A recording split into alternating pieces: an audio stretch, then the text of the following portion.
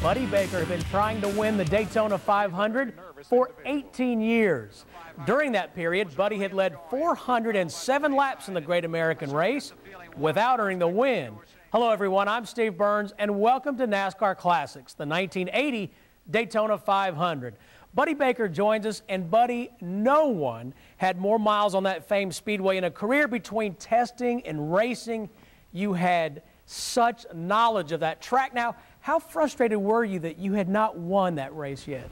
Every person that's ever won that race, you can see it in their face. It's so special to every driver. But to me, I had tested so many miles there. I probably had 30,000 test miles there, not counting the miles that I had in a race car there. And as they said, I'd won the Daytona 450 11 times. But, you know, that has nothing to do with the end results. And it had gotten to the point in my career that I was getting desperate. It was a part of my life. If I hadn't won the Daytona 500, I would have felt really cheated. It was year after year after year, just disappointment. And everybody goes, this is your year, you have the car. Well, it didn't happen. And you know, it had gotten to the point where I said, you know, that might be the one major speedway that I don't win on. Is there any way that you can tell a race fan how important the Daytona 500 is? Through the years, I've been to foreign countries, and you tell people what you do, and they go, yeah, well, yeah. And you go, and I won the Daytona 500. Boom, all of a sudden they know who you are. Biggest race for any race car driver that does Winston Cup, Daytona 500. Curious, Buddy, before a big race like that, did you and Waddell have any strategy for the race, or was it, let's see how it unfolds? I had a pretty standard line. If things were going right and the rhythm was right, I'd go, I can't hear you. Made them mad, but, you know, I had one set way of driving on major speedway, and I always felt like if you break your rhythm, if you get off your game plan, you're not doing 100% of what you can do in the car. You make mistakes. So I tried to keep that intensity all the way through the 500. When we return, NASCAR Classics will take you back to the 1980 Daytona 500.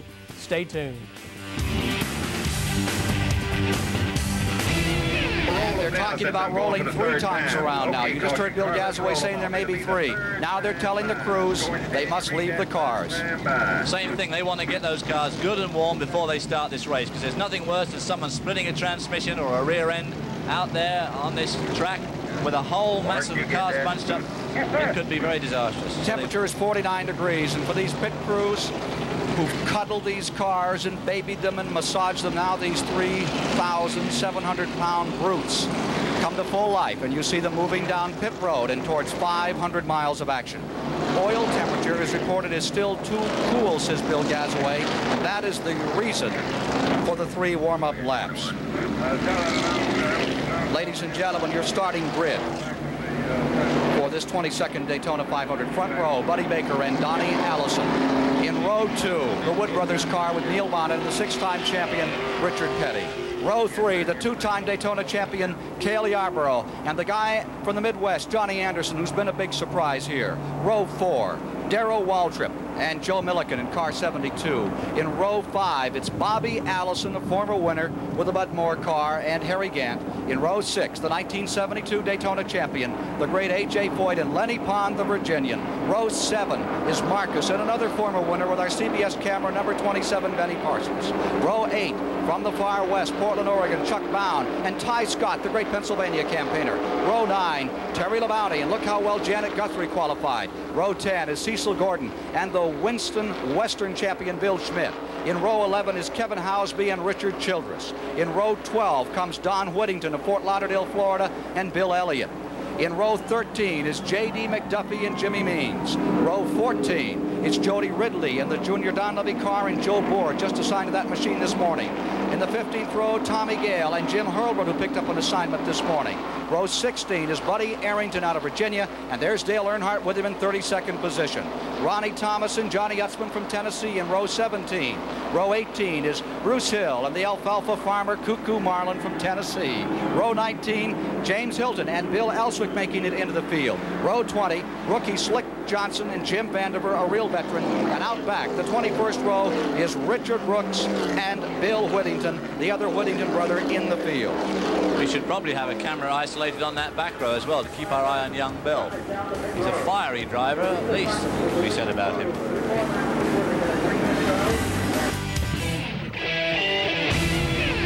Now we're going to the control tower with Bill Gazaway as he brings the field down for the start.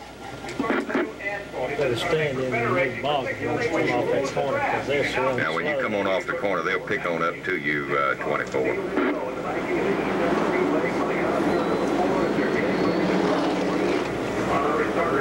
right, they're coming on up on you now, 24. You can go home in whenever you're ready. Okay, Harold, they're all yours. Wait out, Harold. Light goes green. And the Daytona 500 for the 22nd time is underway. Blazing down into turn number 1, 42 Grand National drivers, and going to the point is car number 28. Buddy Baker is on the inside and taking the lead. Donnie Allison going to second, Neil Bonnett in third. Richard Peddie is in fourth as they exit turn 2. Dale Earnhardt back there in 32nd position, trying to bust out through traffic. We'll be isolating on him as he roars up through traffic. Backstretch, wheel to wheel the leaders. Baker on the inside, Donnie Allison high into turn 3. Remember, Earnhardt started in 32nd position, and he should make a very strong move in the next 2 laps. Everybody is still in proper order from the initial start as they come around to complete lap number 1. Well, as you say, the grid hasn't changed. It's just going about 6 times as fast as it was before. A lot of dust on the track. You can see that's very unnerving on these opening laps. Dust, paper, all sorts of stuff flying in the drivers' faces. As they enter turn 1, Earnhardt begins to move in on cars in the back. He has jumped 10 automobiles, but the pressure is on the leader. There's Earnhardt down the inside beneath Cecil Gordon. Look at him fly. He had an engine problem that put him back to 32nd position in the 125-mile qualifier for the lead. Bonnett is into second. Baker comes back on the inside. Allison is the man on the point. Here's Benny Parsons in number 27, riding right behind Bound as he hits the banking. He's into the straightaway. Coming down by us, and once again you see Donnie Allison into the trioval, leading lap number 2. 200 laps of competition. Here's Baker coming to the inside to challenge Allison for the lead. Neil Bonnett rides in third. Baker retakes the lead. Baker pulling a bit of a gap out there, but Donnie Allison's probably going to come whistling up behind him on that straight. We've seen tremendous power from Donnie Allison this week. He won the 125-mile heat. I wouldn't say with consummate ease, but he certainly made it look relatively easy, if you can call lapping at 195 easy. Buddy Baker. Second lap at 194.3 miles per hour. That lap number 2 by Baker. And everybody, they're all in there together. You can see that bump in turn 4, which has caused a lot of accidents this week. Back to the stripe, completing the third of 200 laps. Baker in front, Allison in second, Bonnett in third, Richard Peddie maintaining the 4th position. Holding on to 5th is Joe Milliken. Going 6th is Darrell Waltrip.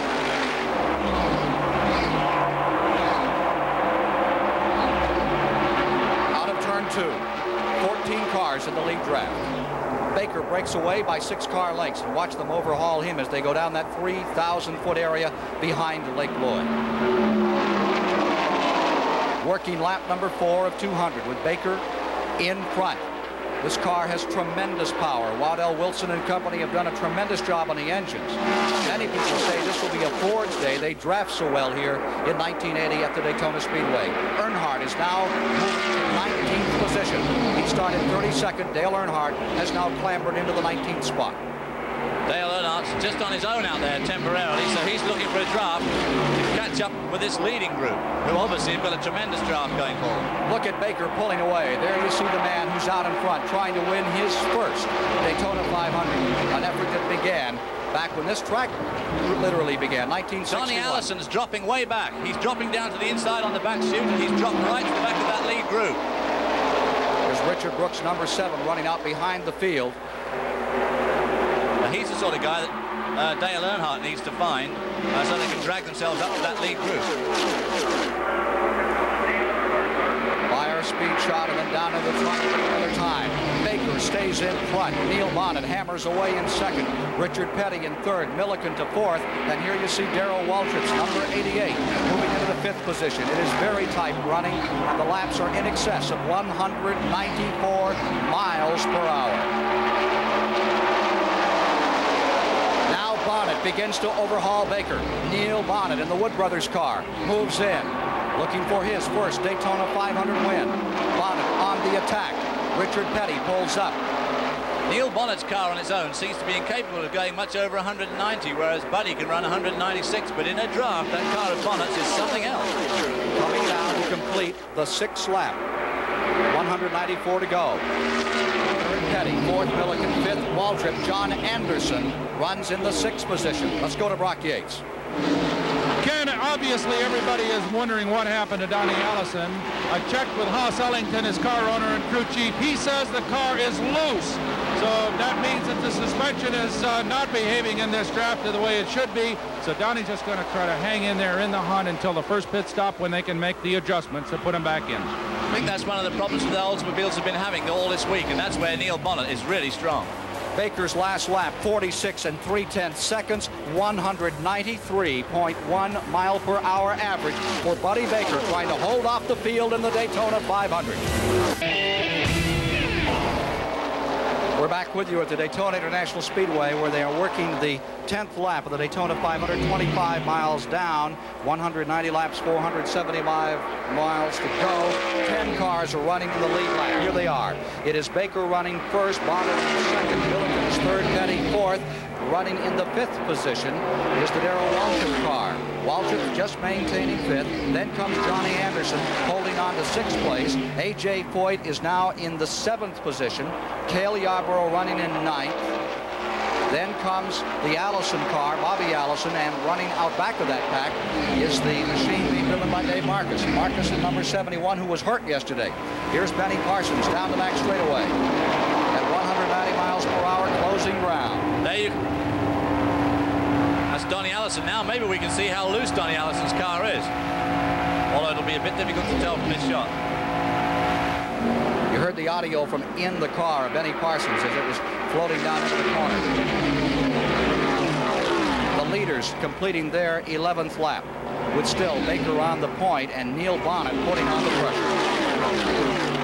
Because in a way, it behoves these 11 leaders to just stay exactly like they are in a long line like that, because they're all getting the best draft they possibly can get and pulling themselves away from any possible contenders further on down the field. From the Goodyear Blimp Enterprise, the field now on that back straightaway. All in good soldierly fashion, headed for turn number 3, David. Yeah, those front two are good shoulders, aren't they? Shoulder to shoulder. As Neil Bonnett hangs right in there with Buddy Baker. Look at that great shot. You can see how turn 4 is just a little bit tighter than turn 3. And it's not until you're up in the air in that blimp that you really get the feel for that. Baker coming by him first, Bonnett in second, Milliken third, Peddie fourth, Waltrip fifth, Anderson sixth, Yarborough moving to seventh, and falling back to eighth is A.J. Foyt, with ninth Bobby Allison, and in 10th Dave Marcus. Those are the front 10, and they are running in a lead draft. Nobody able to shake out of that thing except Donnie Allison falling back. As you saw from our pictures with Benny Parsons' car running a tad loose in the back end. First 10 laps, average 193.548 miles per hour, and you've seen a new record for the first 10 laps, 25 miles of competition. Number 44, Terry LaBounty, running in 19th position, has pulled onto pit road. LaBounty, 19th position car out of Corpus Christi, Texas, is now on pit road early in the race. There we see the leaders coming up to overtake 3 of the slower cars here. One of whom is Lenny Pond, the yellow number 74. The car in the back of that lead pack of 10 cars, 71 Dave Marcus, is driving hurt today. He crashed yesterday in the Sportsman race and broke a rib when he ran into the back of a car as he was coming down for the finish of the Sportsman 300 yesterday afternoon. So he is hurting as he continues to stay with that lead pack. Dale Earnhardt, starting so far back in car number 2, do you have a chance to win this race? Starting back in 32nd position, it's, you know, a game I don't have to play is waiting and just picking my way through the pack. Just try to get there quick as I can before the leaders get too far out away from the rest of the field. And just, you know, it's 500 miles. That's a long way. Dale Earnhardt now in 14th position. There you see him right behind Donnie Allison, closing ground. Of course, one of his problems is if they don't have any yellow flags for a long time and they come round to regular pit stops on the green, they could in fact lap him. We have a new leader. Neil Bonnett has assumed first place. Buddy Baker is back to second as they continue to shuffle on the back straightaway. Here's another challenge for the lead. It's Baker back in front. Richard Peddie going to second. A far different Peddie strategy today than we've seen in past 500s. He's running with the leaders. That's Harry Gant into the pits. The Race Hill Farms car from Connecticut making an early stop. That in the 14th lap as he came in. Harry Gant had a good day yesterday, coming second in the Sportsman 300, but not so good today. Still 10 cars for the lead. Peddie is now in second. Baker is in front. Now, Peddie usually hangs back a bit out of this kind of thing in the early going, but today he's right up there battling for the lead early on, seeking an unprecedented 7th win in this race. Oh, for an old codger of 42, old Richard Peddie doesn't exactly hang around. I must say that his fighting spirit is just incredible. He's been doing this for 20-odd years now, and he never gives up. Look at him right there. His son was in an incredible crash here in the twin 125 races, eliminating car number 42 from the event. Earnhardt is now 8 3/10 seconds. That car number 2 of Dale Earnhardt is 8 3/10 seconds down to the lead car. Now he's trying to close on Allison. Remember, he is back in 14th, and he's trying right here to pick up some positions. There you see Benny Parsons. That's a good group. Back. He's in 11th. There are the leaders. Out of turn number 2. Back straightaway, Baker pulling away, and Earnhardt is making his move on the back straightaway. Let's go to Ned Jarrett. Ken, you mentioned the fact that Dave Marcus was injured yesterday in the Sportsman 300. We talked to him just before they rolled off of the line. He says he's sore. He has some injured ribs, but he doesn't think it'll affect him here today. But this is a very strenuous race, both physically and mentally, so we'll keep our eye on him and see if it does affect his driving out there as the race goes on. The top 10 back to complete their 17th lap this time by. 17 laps complete on the 10 leaders, and there is Earnhardt moving in and getting around Benny Parsons as he swept by 3 automobiles. Now Parsons closes ground again. You're riding with Benny Parsons through the tri-oval. Yeah, Dale Earnhardt's pulled himself up well. He used this group. It's a pretty good group. Benny Parsons, Ty Scott, and Donnie Allison, and Dale's leapfrog past all of them. Lead machine, car number 28, Buddy Baker, trying to pull away from the field. Richard Peddie attempting to contain him. The front 10 still riding on rails out here in the Daytona 500.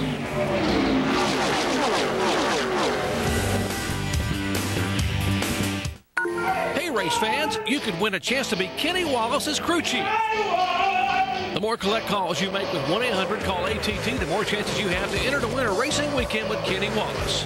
Hey, Ken, you know, you got some new tires on there. What are those, P60s? Your Call ATT Racing Weekend starts in Atlanta, where you'll get stock car driving lessons from Kenny Wallace. From there, you'll stay in a luxury motor coach during the EA Sports 500 in Talladega. Just dial down the center with 1-800-CALL-ATT. Good luck, Connie. I love you, Kenny. Over 40 gold and platinum albums. 120 million albums sold. 35 years of Chicago. The very best of Chicago. Only the beginning. America's greatest rock band presents 39 unforgettable hits. This 2-CD collection includes the hits You're the Inspiration, If You Leave Me Now, Saturday in the Park, Old Days, Will You Still Love Me, Hard Habit to Break, and many more. The very best of Chicago. 39 hits. The only collection spanning their entire 35-year career. Digitally remastered for the first time ever. Just $24.98 for 2 CDs or 2 cassettes plus $4.95 shipping and handling. Call now and get this Chicago poster free with your paid order. The very best of Chicago. Also features 25 or 6 to 4.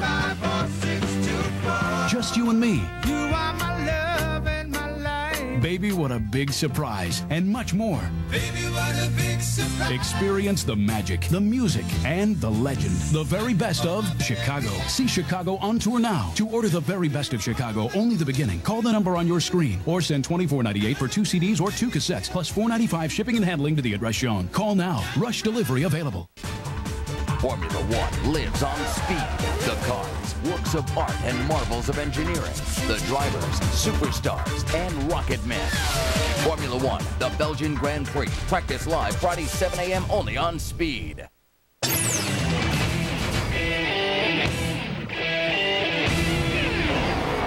In just 16 laps, 40 miles, Dale Earnhardt worked his way from 32nd into the 11th position. Now we're watching the leaders, Baker in front. We are running at the present time in the 19th lap, 47.5 miles down. When they have finished 19, when they come around this time, they will have finished their 20th lap. Working lap 20 and completing lap 20 is your leader, Baker. And we have another car coming down on the pit road. Looks like one of the leaders coming in, 88. Waltrip, smoke coming out of car number 88. Waltrip pitting. Meanwhile, the leader is up in turn 2. May bring out a yellow flag. If he's dropping a lot of oil, that could bring out a yellow flag. In the pits, here you see Waltrip's car. Hood is up. Let's go to Brock. Ken, the hood is up, as you can see. I'm going to try to get over here to talk to Darrell. Darrell, what's the problem? I blew. It's very succinct. What a report. I blew. That means helmets off. He's out for the day. No question about that.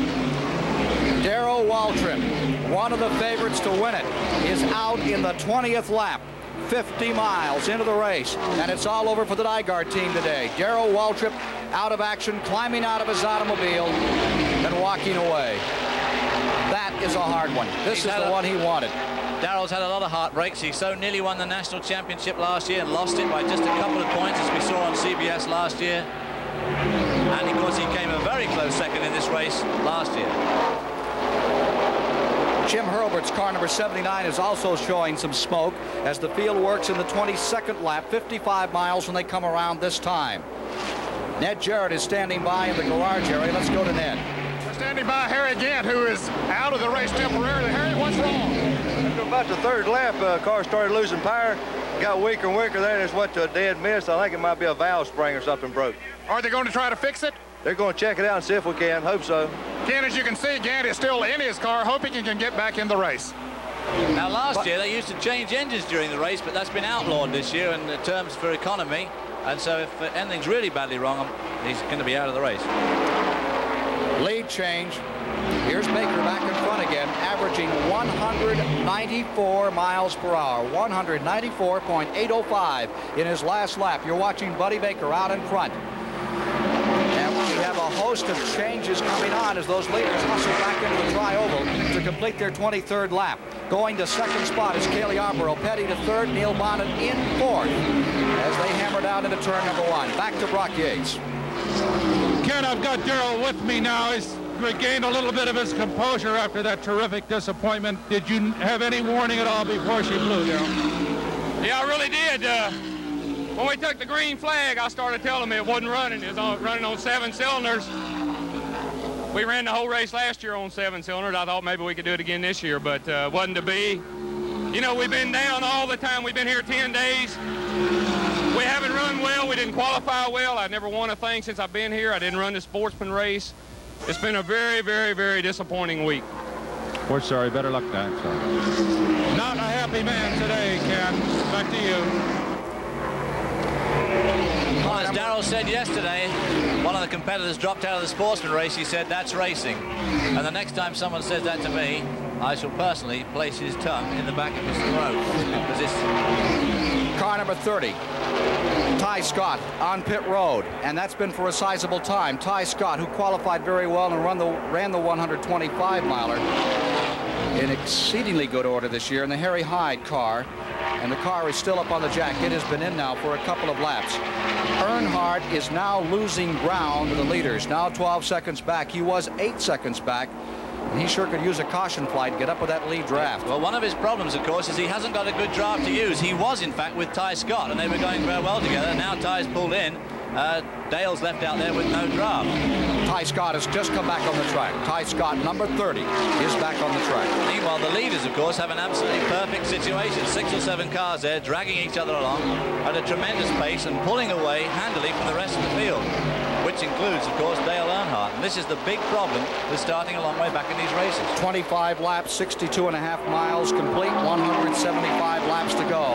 Baker keeps his nose right up in front, tries to anyway. Cale Yarborough hangs right there with him now. Yarborough moved up to the slingshot and hammers right in there. Of course, another guy who's absolutely desperate for yellow flag at caution will be Donnie Allison to try and get that car of his squared away. As the leaders come by, Neil Bonnett hangs on the back of the draft, and then it's a few feet back to the 4th place automobile. The front 4 are breaking away. Here you see that quartet down into turn number 1, and they have finally, off some lap cars, shook free of some of the other machines that were running in that lead draft, and they'll continue to try to pare it down as this race goes on, and naturally those behind will try to get right back up in that choo-choo train. What they really want to do, of course, is get it down to just 2 of them. Nothing would suit Buddy Baker better than to just be with him and say Donnie Allison. Change of lead. Car number 28, Baker, on the high side, goes back around. The 2nd place car number 11, Cale Yarborough, Peddie hanging in there. Off some lap cars. Baker nosing his way through the lap machinery and comes back to the tri-oval another time, taking 27 laps. Dick Brooks and Terry Labonte have just been put a lap down there. As they work the 28th lap, we go back to Ned Jarrett. Ken, Ty Scott was running in the top 5 before he made an unscheduled pit stop. They went under the hood. He said he had lost a cylinder, he thought. While he was in, they changed all 4 tires. They're keeping an eye on him, and he's back in the pits right now again. They're going back under the hood. So Ty Scott having his problems here today, and it looks like they could be out of it before too long. Very high crew going back to work on Scott as the leaders come around to complete the 28th lap in the 22nd run into the Daytona 500. 70 miles completed, 430 to go, and yet to see a flag on the Speedway. Continues with Buddy Baker. Can he do it after all those years of trying? Finally have one go his way in the greatest stock car race of them all. At 30 laps, 75 miles, we had a new track record of 193.687 miles per hour. 193.687. That's really humming. That sure is. The old mark was 182. They'd had some cautions by then. A.J. Foyt's pulling over to the side. He's slowing right up. A.J. Foyt is out of that group, racing for second. Problems on A.J. Foyt's automobile. Dave Marcus runs a sound 5th with his car, number 71, and going to 6th is Joe Milliken. Johnny Anderson is now in 7th. Anderson has really been impressive. He's been here 3 times before at Daytona, but running in the modified race where he's been on the pole on 2 occasions. He's putting on a good show this week. He's been consistently fast in qualifying. Bonnett pitting. Neil Bonnett, number 21, one of the 4 hot contenders, comes in on the 34th lap. This should be a scheduled stop. And watch the choreography as they come over the wall. Ned Jarrett. This is a scheduled pit stop for him, Ken. The Fords don't seem to get quite as good a gas mileage as the General Motors cars. Of course, they change the right side tires and fill it up with gasoline. They should do it in about 14 or 15 seconds. Bobby Allison is also on pit road. A.J. Foyt running very slowly in the back straightaway. A.J. used up 3 engines just trying to qualify for this race. It has not been a good 1980 Daytona 500 for Supertech's A.J. Foyt. Allison is coming back on the track, being pushed away by the Moore crew after a tremendous pit stop. We see Kevin Housby coming onto pit road. Let's see who among the leaders will be next to dive down in. Car number 28, the lead automobile, is now on pit road. The Wynn Racing team of Harry Ranier comes to a stop.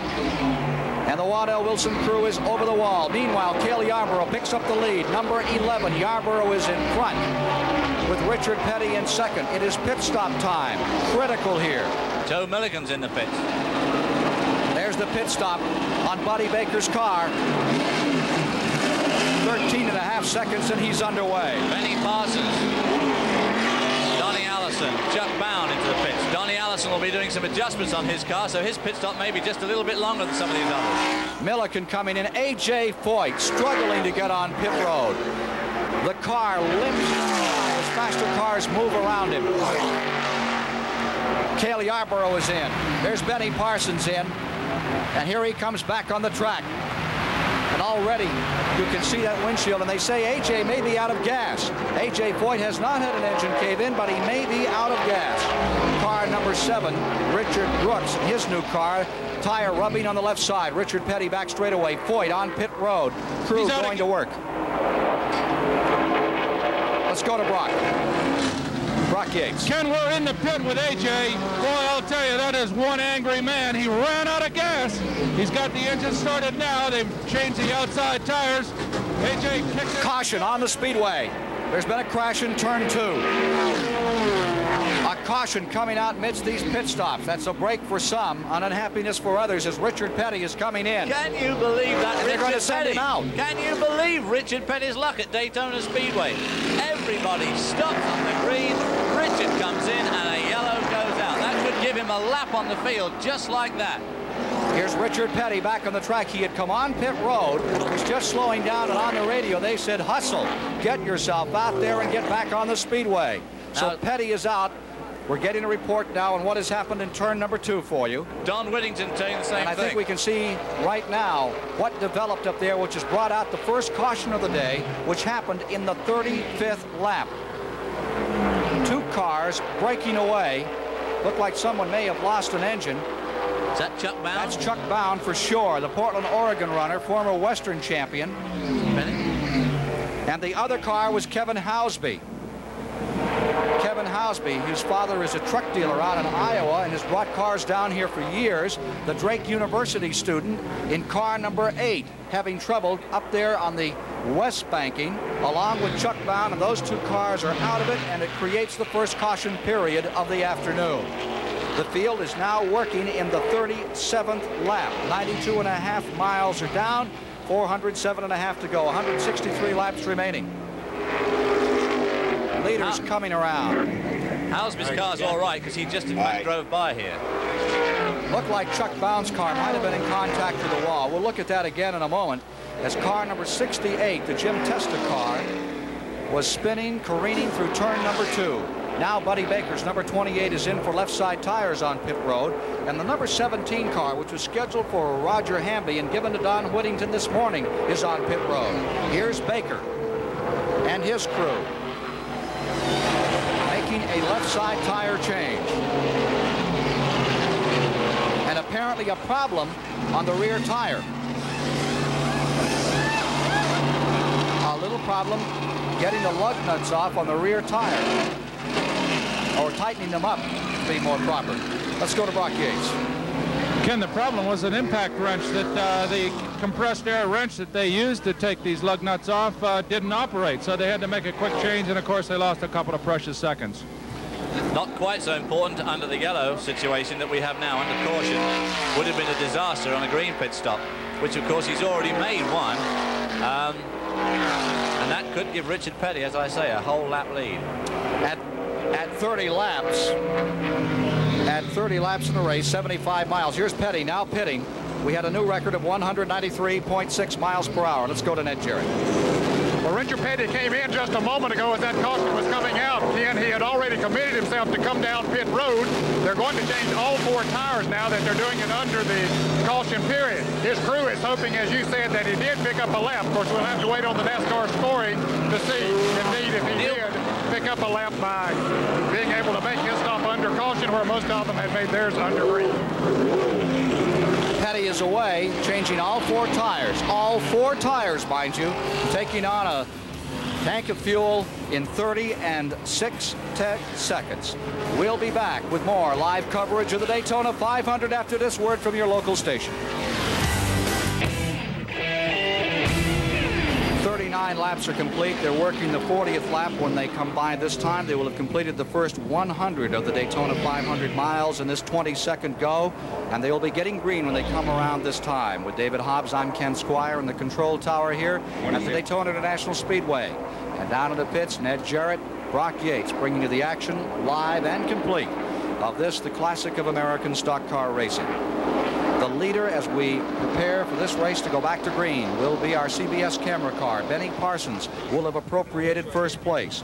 Going into second position Into second position will be car number 28. Buddy Baker will be riding in second spot with a third position, Donnie Allison, who was having trouble earlier. Hopefully they get that car tightened up and be able to win. And there you see what it looks like when you're riding out in front. Denny Parsons, already the windshield a little bespattered out there from the first 100 miles of competition. Well, the bespattering's one thing. The other problem is they get scratched very badly from this sand around here, and it gradually shot beans the windscreen, and by the end of the afternoon they're very difficult to see out of. Coming down for the start, and we're going to start the race. You're riding with Benny Parsons as he picks up speed in the 31-degree banking. Here he comes down out of the fourth turn into Accident Alley. And Buddy Baker is pulling by as the green flag comes out. Baker screaming down. Joe Milliken roars through. Pace car is off. Parsons falling back to fifth position, sixth position on the start. And as they come down, it's evident, one, that Peddie did not gain a lap. He simply stayed in the lap with the leaders. And they're reporting that 27 Parsons was running on the tail end of that lap. So with that move, Parsons has now gone one lap down. One car stopped, slowing. One car slowing just at the exit of pit road, working the 42nd lap. And we have a car down at 105 miles. Leaders are in the back straightaway. Baker is in front. Cale Yarborough, as you see, is in second. Richard Peddie back and forth. That third spot is Joe Milliken, and now into third moves Neil Bonnett. Milliken drops to fourth, and a caution flag is coming out. They are racing to the flag. Back to the flag, and another caution. Cautions coming back to back as we have a car down, trying to idle its way down. It's Jim Vandiver. Vandiver's number 89 in trouble going to turn number 1. Jim Vandiver having trouble again in the Daytona 500. He's tried a lot of times out here. He's a good race driver, but this one has never been very lucky for him. He's been here since 1971. He was third here in 1972, but he will be a far back. DNF did not finish in this 22nd running of the 500. Jim Vandiver's car getting an assist. So that record at 30 miles looks pretty good, but the record for 40 drops back to 170.535 miles per hour. There's Jim Vandiver of Charlotte, North Carolina. His sister is a very good driver, and she has been driving in the International Sedan Series. The car takes a little life here and on its own begins to putter around down on the apron of the track. One lap and they will be racing. Housby's car, number 8, coming on pit road. Here's a report from Ned Jerry. Ken, Richard Childress made a pit stop of a different sort during the last caution period. You can see the damage to this windshield. He had to change it. He has a new one in there now, and they did it under caution without losing a lap. But they don't expect to do that before they start, but they are prepared to do it just in case. There's a tremendous amount of pressure, wind pressure on the windshield, but something hit his coming off of another car or either kicking up a rock that cracked it, and once the crack was there, the pressure just bursted it open. The Childress car is running back in 25th position. He is running a couple of laps down from the abuse that car took. Field getting ready on a restart. It just shows the vagaries of NASCAR racing. The poor old Benny Parsons, with our camera aboard, lost the lap on all that pit stop with the green and the yellow business. He just made a slightly longer stop than the other guys on green. The yellow came out, and there he was, a lap down. As they line up, Buddy Baker will be in front, Cale Yarborough in second, Neil Bonnett will be in third, Joe Milliken in fourth, Richard Peddie in fifth. The Daytona 500, worth darn near $700,000 this year. Field is in the back straightaway, getting ready to come around to take green. Another front runner to lose out in that shuffle, of course, was Dave Marcus, who's driving out here today with a broken rib. So he's in extreme pain anyway, and now he'll be in extreme mental pain, having lost a lap again under that green and yellow pit stop business. Car number 90, Joe Lee Ridley, is a lap car down on the inside. The fast car's on the high side, and there you see car number 27, Benny Parsons. Does that camera in the car bother you, Benny? We asked him about that a little earlier, and here's what the man with the CBS camera said. I don't even know he's there. You know, I mean, if he wants to go for a ride, that's fine, but I really don't you know, pay any attention to him, and I don't have to flip any switches or do anything else. So he's just going along for a ride, and he don't bother me at all. So that 20-pound camera is not a bother whatsoever to Benny Parsons in car number 27, and there he is going into turn number 1 as the field assaults the high banks of the west turn. what is very significant here is that Dale Earnhardt, who started in 32nd place, did not lose a lap and is now running in 7th spot, and in fact is in that leading group right there. From 32nd up to 7. Boy, he's really had his work cut out, too. He was going to get a lap down as he couldn't find anyone to draft with, but now he's with the leaders, and there you see Baker back to the front, Cale Yarborough right behind him. And these two trying to make a break on the field. There's Neil Bonnett in 3rd spot. He drafted past these two to win one of the 125-mile heats, but they're making a break. A perfect two-car draft. Just look how close together they are. And the more that following bunch race amongst themselves, the further back they'll drop. Milliken in 4th, and Dale Earnhardt goes to 5th, and now there is a distinct break. There are the two leaders, and now here's Richard Peddie and Earnhardt fighting it out, and moving up is Earnhardt. He is now fighting his way. As you see, he is in the 5th position. He is going for 4th on the back straightaway. Earnhardt trying to close some ground. The leaders have drawn away by about 3 seconds. Neil Bonnett leads the 3rd position group. Right behind him is Joe Milliken. Earnhardt rides in 5th. Richard Peddie is in 6th as we follow this second battle on the Speedway. Down they come. There are the leaders, and there you see the interval between the first two cars, and then in 3rd, Neil Bonnett, Joe Milliken 4th, Earnhardt 5th, Richard Peddie in 6th, and another caution is out. Another caution is out. There is debris on the back straightaway. And after a flawless start with no serious incidents to report thus far, we've had 3 cautions. The major crumple of the day was Chuck Bound's effort at number 68 when it spot in turn number 2. But since then, it's been minor matters that have brought out the caution flag, David. Up to lap 30, we had an absolutely shattering speed of 193 odd miles an hour. Number 7, that is the Richard Brooks car coming in, and apparently he touched somebody. Yeah. Richard Brooks is in with his brand new machine. Observers report the back bumper showing oil on the 05 car as well, the Eslick car. So he must have touched something pretty hard. Apparently brushing the wall. Dale Earnhardt in car 2, the new superstar of racing. If you wonder how a driver who just 2 years ago was scrimping along is now a 6-figure year, 5-year contract driver, listen to this from Dale Earnhardt. Used to listen to the race on the radio at home and listen to Richard Peddie and Cale and those guys racing, and dreaming about being there someday myself and wondering what it'd be like. Now I know. And racing with the same guys. Oh, it's great. It's super.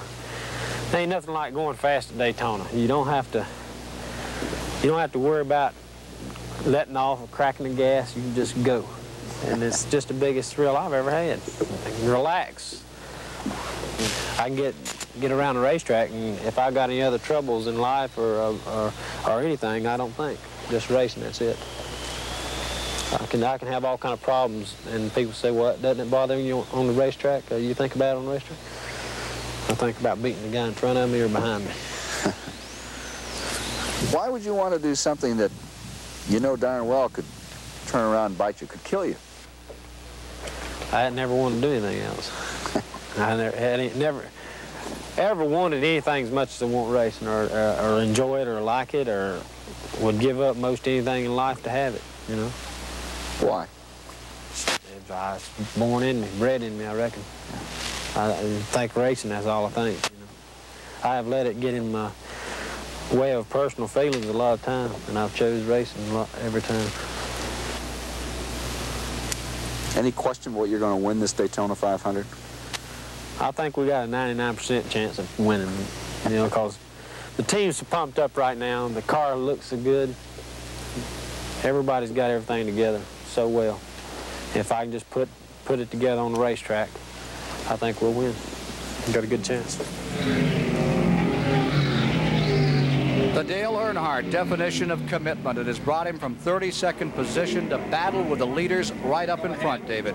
A lot of pitting taking place right here. Bill Schmidt is in. Johnny Anderson is on pit road. The Whittington brothers. Tommy Gale's car is in. A lot of folks taking on fuel and tires as we get ready to go. Whoop! Little traffic jam down here on pit road. There's Bill Whittington, number 40. A rookie here, going for the Rookie of the Year. NASCAR Rookie of the Year this year. Back to Ned Jarrett.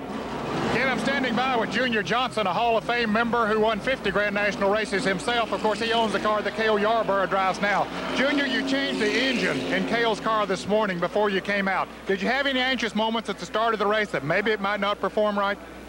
Well, Ned, when you go to change an engine, you have to do an awful lot of unhooking and hooking up. The only thing we're kind of worried about is we got everything hooked up, and it looks like right now, you know, we're in pretty good shape.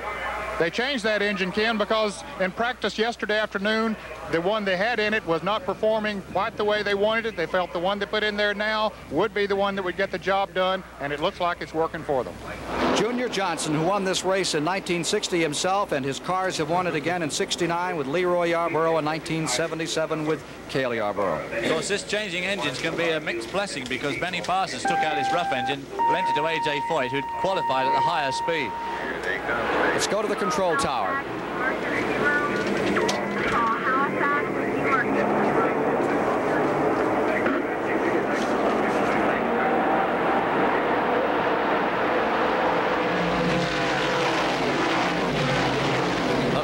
Under green once again as they enter the 51st lap. Here is Neil Bonnett tucking to the inside. Neil Bonnett trying to get beneath Dave Marcus, who in those pit stops had found himself up in front, driving hurt today after he crashed up at Accident Alley in the 4th turn yesterday.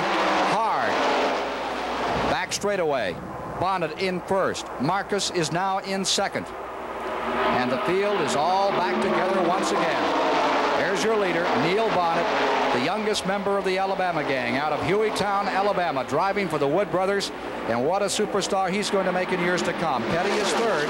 Donnie Allison's car number 1 is in that pack, but he has been shown as a lap down. The A.J. Foyt car is also up in that muddle. He is down after he had problems and ran out of fuel out here. How would you like to be on his pit crew after today's race, David? Well, not too well. The scoreboard's just changing there. We're showing Richard Childress as third, but we've got him 2 laps down. He is at least 2 laps down. Up to third goes, in fact, Joe Milliken, a young guy who was raced right to the wire last year with Dale Earnhardt for Rookie of the Year honors. New leader. There's Marcus down the inside. Hurt or not, he's back in front. Boy, you know how tough it is with a broken rib. Well, here he is back in the lead. Richard Peddie going to second. Dropping back to third, Neil Bonnett. Welcome back to NASCAR Classics, the 1980 Daytona 500. Now, at this point in the race, buddy, you guys are setting a blistering pace. Now, you're riding up front most of the day, but you're battling big names like Cale Yarborough, Richard Peddie, Neil Bonnett was a factor. Was there any one guy that you were concerned with that you're keeping an eye on? Just repeat that question one more time and think about who you just said. I mean, these are guys that, I mean, Cale Yarborough, probably my best friend off the racetrack, but I tell you, on the racetrack, I hated this guy. I did, because he was so, I mean, he never, ever gave up. He stayed in there, and he'd pull on those little old gloves. They were about that long. He'd pull them all the way past his elbow up here. The little face would get red.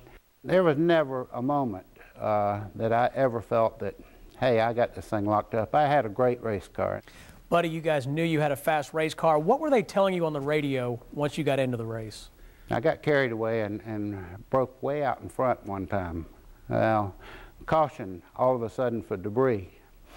Brought everybody right back on my back bumper, and I said, well, what they picked up didn't look like debris to me, so don't kill the car trying to build a big lead. Well, let's return to the 22nd running of the Daytona 500.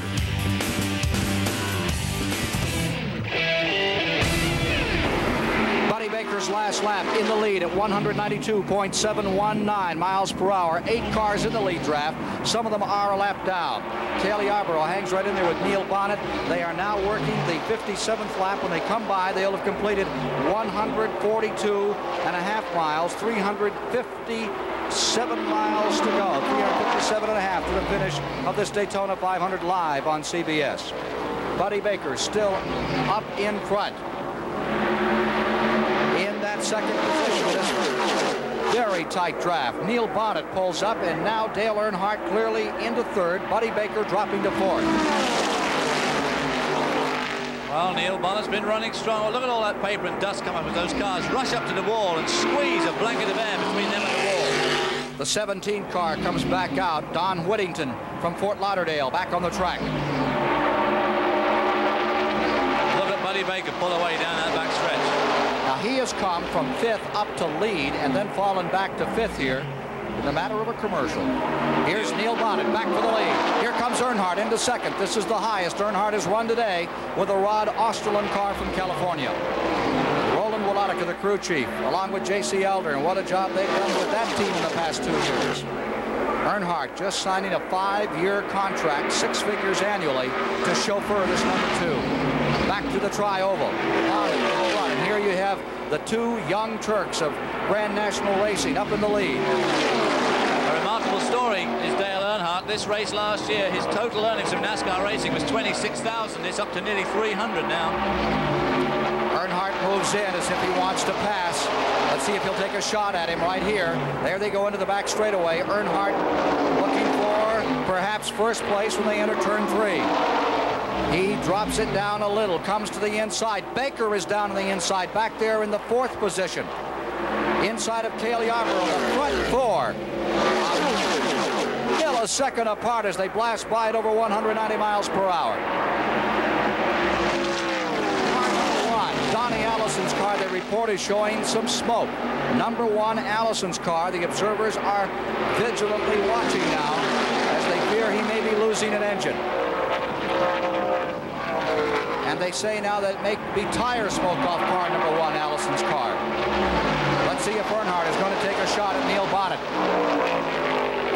Drops down inside, pulls up, goes for the lead. Earnhardt from 32nd position is taking the lead in the 59th lap, actually in the 60th lap. We're working 150 miles complete when we come by this time, and the new leader will be Dale Earnhardt. Earnhardt is into 1st. Going to 2nd, Cale Yarborough. 3rd, Buddy Baker. And 4th, Neil Bonnett. We go to Brock Yates. Ken, I'm down here with Waddell Wilson, Buddy Baker's brilliant crew chief and engine builder. Waddell, he seems to be the fastest man in the racetrack at the present time, although he's sitting back in 3rd. Is that part of the strategy? Well, he's just running for the way he feels he can run and hope to stay together way there at the end, because that's what's really going to count, is just making sure that we can go across the finish line and get the checkered flag if possible. Is the wind bothering him at all? Well, he hasn't complained about the wind, although it's picked up considerably to what it was when we first started the race. Okay. Cale Yarborough goes back in front. Yarborough again, a new leader with a 2nd place. Earnhardt, 3rd place. Baker as they continue to swap around the 500. Junior Johnson's crew back out in front. Junior looking for his 4th 500 win. For car 11 for Cale Yarborough, the driver, would be his 3rd. You can see those arms twitching away at those wheels there. They got 500 miles of that. This is a tough race. And the leader, Cale Yarborough, the current leader, Cale Yarborough, is one tough boy. With 61 laps complete, 7 cars have officially retired. Harry Gant, Buddy Arrington, Darrell Waltrip, Ty Scott, Chuck Bound, Jim Hurlburt, and Richard Brooks have retired from the 22nd running of the Daytona 500. Leaders, Yarborough 1st, Earnhardt 2nd, and from the inside of the track, here they come by the multitudes here at the Daytona 500.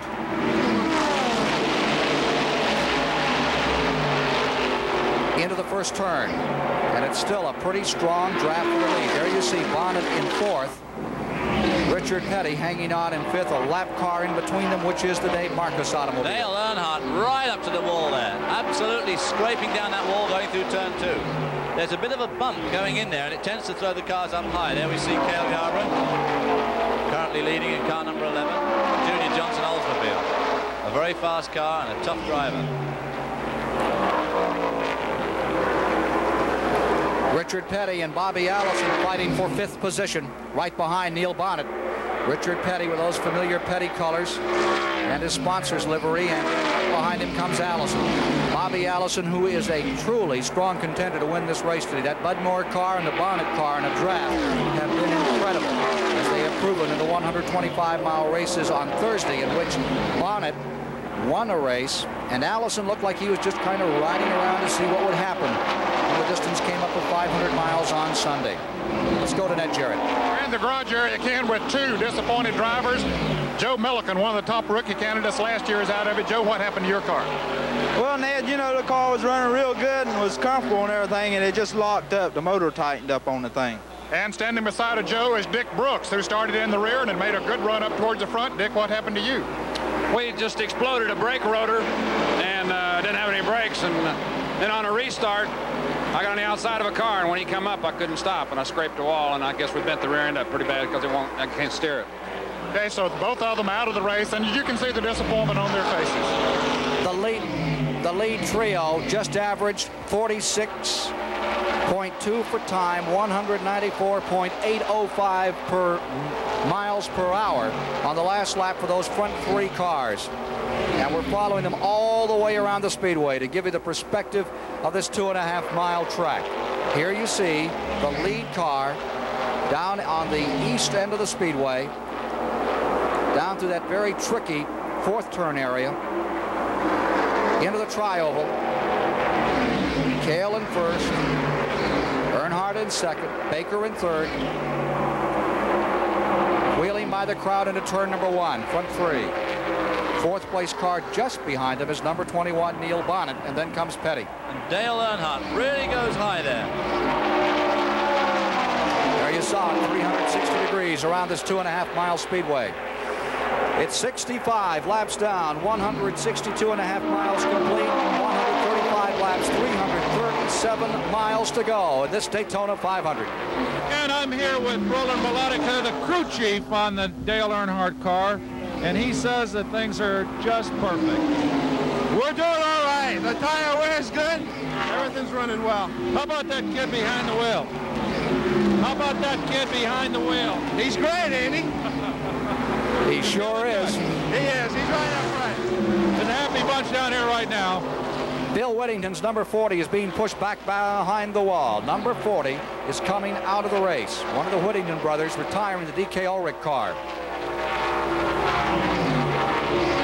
We have 11 retirees from the race, and I'll review them for you again at this time. Harry Gant is out in the Race Hill Farms entry. Buddy Arrington with his own car out of Virginia. Darrell Waltrip, the Dyguard team. Ty Scott with the Harry Hyde crew. Chuck Bound, Car is out. Jim Hurlbut, Richard Brooks, Joe Milliken, A.J. Foyt, Johnny Etzman, and Bill Whittington has now retired as we move to 100 laps. 90 laps complete this time, 225 miles. Front three. Into the back stretch another time. I'm amazed at Earnhardt today, that makeup he's done, and then playing this very cautious game.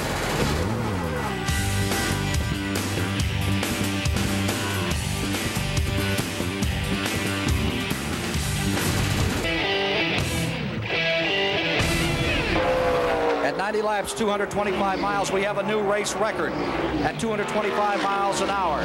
The new record belongs to Buddy Baker at an average speed of 171.574 miles per hour, breaking a record which has stood since 1966 when Paul Goldsmith had the mark at 165.610. So it looks like we're in for record-breaking speed here today in the 500. Well, they certainly are winding it up, and if they keep up these lap speeds, that speed's going to go up and up and up. Out in front, car number 28 with the advantage. It is Buddy Baker in front, Dale Earnhardt in second. The third place car is Allison, and now you see the fourth place machine as they struggle around the Speedway. That is number 21, holding on to the fourth position.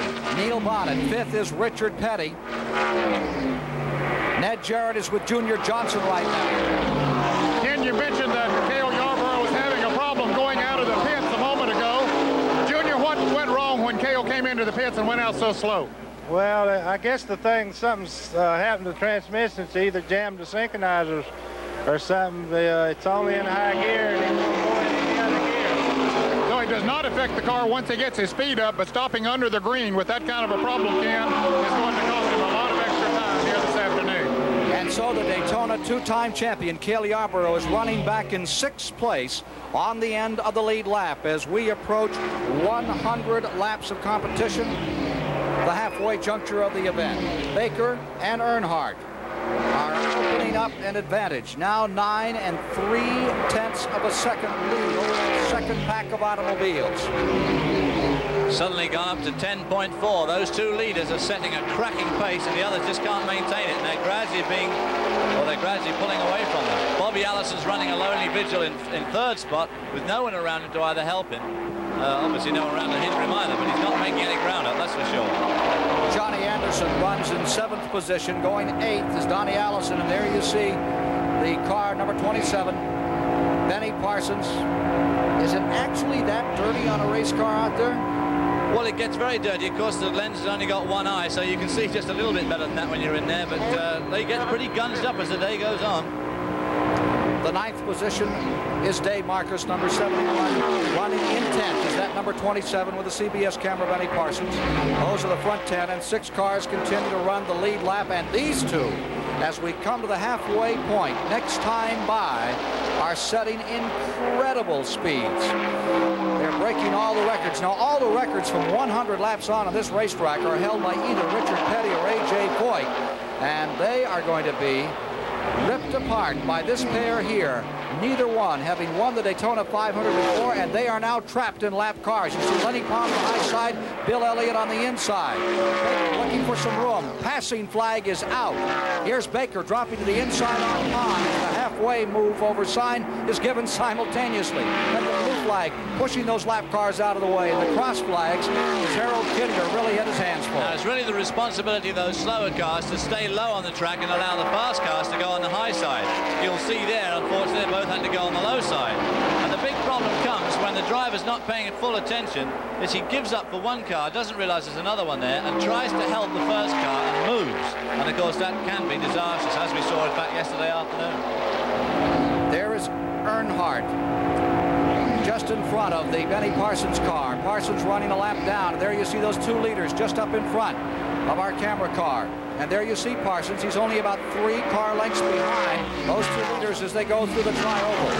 Those two leaders are neighbors up on Lake Norman. They'll be going fishing together come Tuesday, but right now they're battling for the $75,000 numero uno amount for this event. Well, one of them will be able to buy lots of drinks after they've been fishing, won't they? That's right. Buy the other one a boat, at least. And there is the other battle. That is the scramble for 4th with Neil Bonnett, number 21, leading Richard Peddie in the 5th position. That's John Anderson in there. He's a lap down, but he has shown a very, very good track sense this whole week. He's done very, very well. Car number 33, obviously going to be a bright young hope in NASCAR racing. Anderson won a race, the Ohio driver, at Talladega on the 2.6-mile track, and as I mentioned earlier, he was on the pole for 2 of the Friday modified races here in Speed Weeks at Daytona on past occasions. This is actually his 4th performance here at the Daytona Speedway, but this Grand National effort, he's all out for Rookie of the Year. He's another leader, exactly. He's another contender for Rookie of the Year honors. Thus far, 3 cautions, and they all came in a little cluster. And then after that, it's been free sailing for these competitors with Baker still in front. Earnhardt just holding on. Cagey guy for a relative youngster. Earnhardt has all the moves of a 10-year veteran. In the Richard Peddie pits, there's news. Let's get it now from Ed Jarrett. We're standing by with the bearded one, Maurice Peddie, the brother of Richard. Is everything going as you hoped that it would, Maurice? Things are going real good, but Buddy Baker seems to be about the best guy out there, and everybody's trying to jump on him. And when he gets somebody behind him, they just seem to go off and lead the field. Compared to last year, at this point of the race, are you in better shape than you were last year when you won the race? No, we're running along about the same speed as it was last year, and it seems like everybody is besides Buddy, and Buddy seems to have everybody outclassed today. Okay, that's a report from Maurice Peddie, the brother of Richard. Well, he's certainly right. Buddy Baker seems to be able to run from anywhere to anywhere, come up, go by, and lead and follow and everything. A good look at Richard Peddie, the 6-time winner, as he goes back and moves under and takes the 4th position from Neil Bonnett. Richard Peddie putting number 43 through its paces, going into turn number 3. And Peddie has moved back in to 4th position. Neil Bonnett dropping to 5th. Mind you, I certainly wouldn't want to put money at this stage on Richard Peddie not winning this race. The old adage is, if he is in the lead lap at the halfway mark of the race. The rest of the folks can pack up their tools and go home because he'll take the victory. Well, I believe that's what you said last year, and how right you were. Well, I'll tell you, their cars handled so well in the last part of the race, David. They know a lot about suspension, and where a lot of people have cars skittering and not working like they want them to in the latter part, the Peddie cars seem to always run stronger as the track gets slipperier and greased up. And Peddie himself, Richard Peddie himself, is a great tactician. He knows what the track's doing, and he can set his car up, tells the crew, and they can just jump right on it and get the car set up perfectly for him. At the halfway point, we have a new Daytona 500-mile record. Listen to this. The old record belonged to Richard Peddie at 165.8 miles per hour. That record goes back to 1966. You have just seen it shattered. The new record for 250 miles at Daytona is 173.544 miles an hour. We have 6 cars running in the lead lap. Baker is in front. Earnhardt is in second. Allison is third. Peddie is fourth.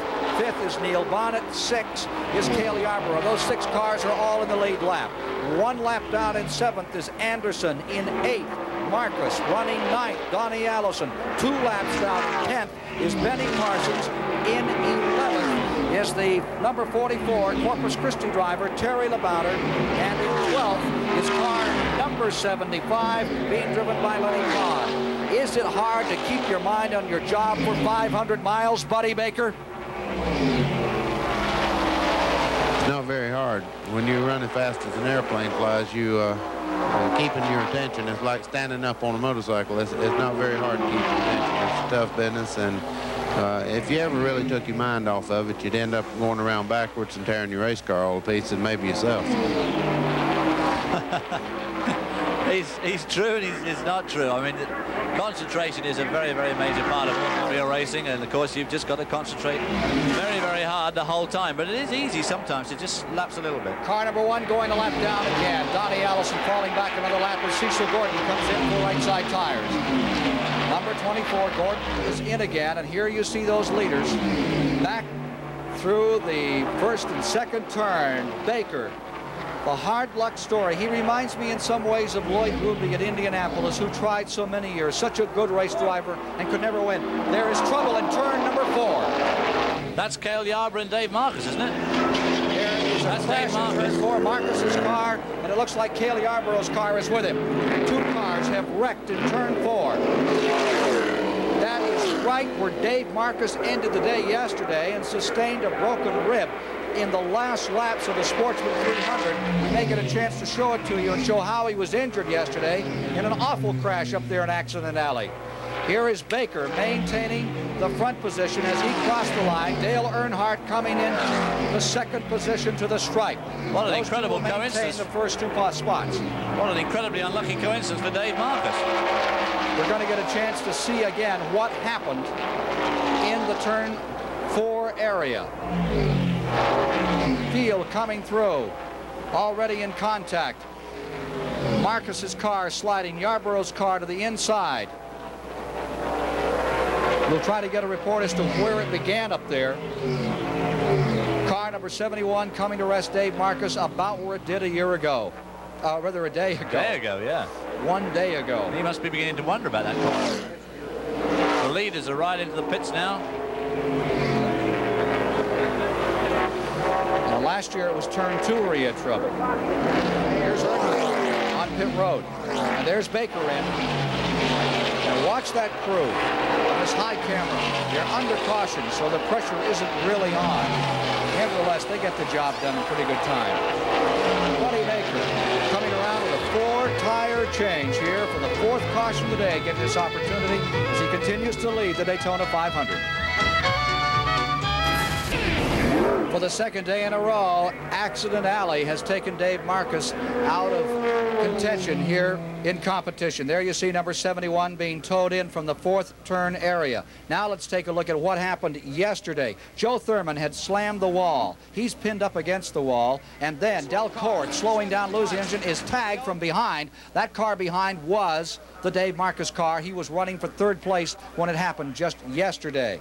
Then as they came to the line, Jack Ingram was victorious yesterday, Harry Gant 2nd, And Marcus, who looked like a sure thing for third, instead ended up out of it with a broken rib. He comes back here today, and he's in another crash in the same place. Victimized a second time by that fourth turn, and fate.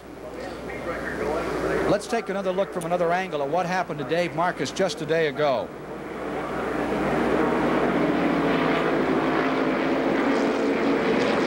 Let's get to that in a moment.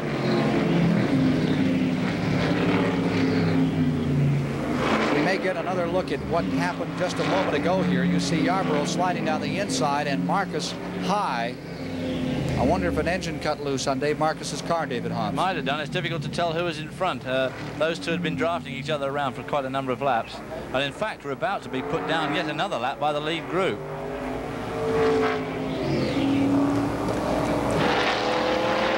There's car number 1, Donnie Allison, back in again. Remember, he had gone down another lap just moments ago before that caution. We're getting set on the restart with 111 laps complete. A lot of people felt that Donnie Allison might well win this race. We're in the control tower with race director Bill Gazaway. They'll complete 112 laps, 280 miles as they come back to get the green from Harold Kinder. And the leader will be Buddy Baker with the second place car, number 2, Earnhardt, third, Allison, fourth, Peddie, fifth will be car 21. Neil Bonnett. Report from the garage area is they're going to try to get Dave Marcus back in this race, David. Well, good luck to him. If I was Dave Marcus, I'm not sure I'd want to be back in this race. If we could perhaps have the race without going around turn 4, he might be all right. Just skip turn 4 completely. Yeah, right. Go from 3 to go. Do not pass 4. Pick up $200. Cale Yarborough has made another pit stop. He's made 2 now, one after the crash and now another one on this yellow. And he's pulling himself out of the pits very slowly. And as he leaves pit lane, the others are coming down for a restart. And they'll probably catch him on this lap and put him yet another lap behind. Front 4 cars all together lapping Janet Guthrie down to the inside as they go to turn number 1. Now, as you look here, coming out of turn 2 is Cale Yarborough. And you'll see the field overwhelm him and put him down another lap and almost certainly out of contention for the 22nd running of the Daytona 500. Ned Jarrett standing by with Ned Jarkus. Let's get a report from down there right now. Dave Marcus, what happened up there? Ned, it was my fault. I went down underneath Cale and my car just broke loose. And the rear end started coming around, and when I swung it back to straighten it out, I clipped Cale and knocked Cale sideways. You got 4 flat tires. Is that the only thing that's wrong? Well, the shifter broke, and all I got left is high gear, but we're going back in the race as soon as we get 4 tires on the car. Has yesterday's injury bothered you any today? Yesterday's injury, has that bothered you any today? I haven't thought about him yet, Ned. Okay, they're going to try to get him back in there. And Ken, there's a real sportsman admitted that it was his fault that caused that spin out. And he'll think about those ribs tomorrow. Yeah, he'll also leave his helmet on when Cale sees a replay of this race. Cale in the pits again. Car number 11, Cale Yarborough, back on pit road. There you see Junior Johnson, a man who won this race himself in its second year, 1960, running for the Daytona Kennel Club, if you can imagine that. And he won the event. And he's won it twice since, once with Leroy Yarborough, once with Cale Yarborough. Here they are out of turn number 4, your leaders. Buddy Baker, still trying to win this one for the first time. Dale Earnhardt, a relative newcomer. Bobby Allison, who fought for so many years to win this race and finally pulled it off. And then right behind him, Richard Peddie and Neil Bonnett. 5 cars in a tight draft, all hanging in there together, coming back across the start-finish line down that short 1,600-foot straightaway to turn 1. And here you see them back in the banking another time. At the back of that group is our camera car, 27, although he's a lap down. He's hanging onto the lead group, which again, by the vagaries of yellow flags and cautions, he could, in fact, pull onto the lead lap. There you see him right behind Neil Bonnett as they scream down the backstretch at over 190 miles per hour, about 195. Up they go into turn number 3. Passing another car there, couldn't see who it was. Up to the wall there. Incidentally, we have another new record at 110 laps run. The old record was broken by car number 15, Allison, as they came down to that caution period and some of the leaders were coming in. The new record is 173.289 miles per hour. The old record goes back to 1966. Richard Peddie, you can erase the mark of 165 miles an hour, put in 173, as you've seen it here in 1980. Yarborough struggling to get back on the track using only high gear. Leaders still bunched tightly together. And notice how these two front cars, the first and second place cars, Baker and Earnhardt, try to get away as they move into lap traffic from Bobby Allison. It'll be hard to get away from him. He's a master at staying in the draft. But this is where Bobby Allison and Neil Bonnett in those Fords have got to stay close to these guys in traffic, because once they lose the gap, they don't seem to be able to make it up again. 5 cars running for the lead, better than halfway through the 1980 Daytona 500. Here. Ned Jarrett standing by in the Yarborough pits. And Ken, he might be dropping more laps down too, because he's definitely not running up to speed now. In that altercation with Dave Marcus, the front end was knocked out of alignment, so he's not able to run full speed. So Cale's just going to try to ride it out and get the best position he can. It will not be Cale Yarborough's Daytona 500. Who will it be? Will it be Buddy Baker, who's driven every kind of car conceivable? He came here first running Chrysler cars back in 1961, then Plymouth, then Dodge, then Chevrolet. He's driven Fords, he's driven Oldsmobiles, he's tried everything, but nothing has ever worked. And here he is out here in 1980, making a tremendous effort in car number 28, the Waddell Wilson, Harry Ranier-owned Oldsmobile car, which is currently leading. There's Benny Parsons' car following right behind that tight 5-pack for the lead. Neil Bonnett directly in front, running in 5th, and Benny Parsons, our camera car, which is being shown as 2 laps down in 10th position. Mind you, Benny Parsons is hanging on to this lead group very, very well. I think he can use them to pull him away from his immediate contenders and maybe get at least one of those laps back. From the Goodyear Blimp Enterprise, watch that field. Go back to the start-finish line, then into turn number 1. They are really hauling around here. Buddy Baker the last 2 years has been clearly the fastest car in practice and qualifying, having been on the pole this year and last year. And last year he had desperate luck very early on in the race, so obviously there's a large part of this huge crowd here really rooting for Buddy Baker. Discouraging time for Baker a year ago, running just 38 laps, running them up in front, then having big mechanical problems, won the pole, won a 125-mile qualifying race. Here you see Richard Peddie. There's our camera car right on the tail end of car 21. Benny Parsons staying right with those leaders in that draft. Brock Yates has a report from the pits. Ken, our man Benny had some problems with his clutch. It was slipping, but his crew says they think they got it repaired now, and that's why he's running so strong with the leaders. So we may be seeing more of him as the afternoon progresses.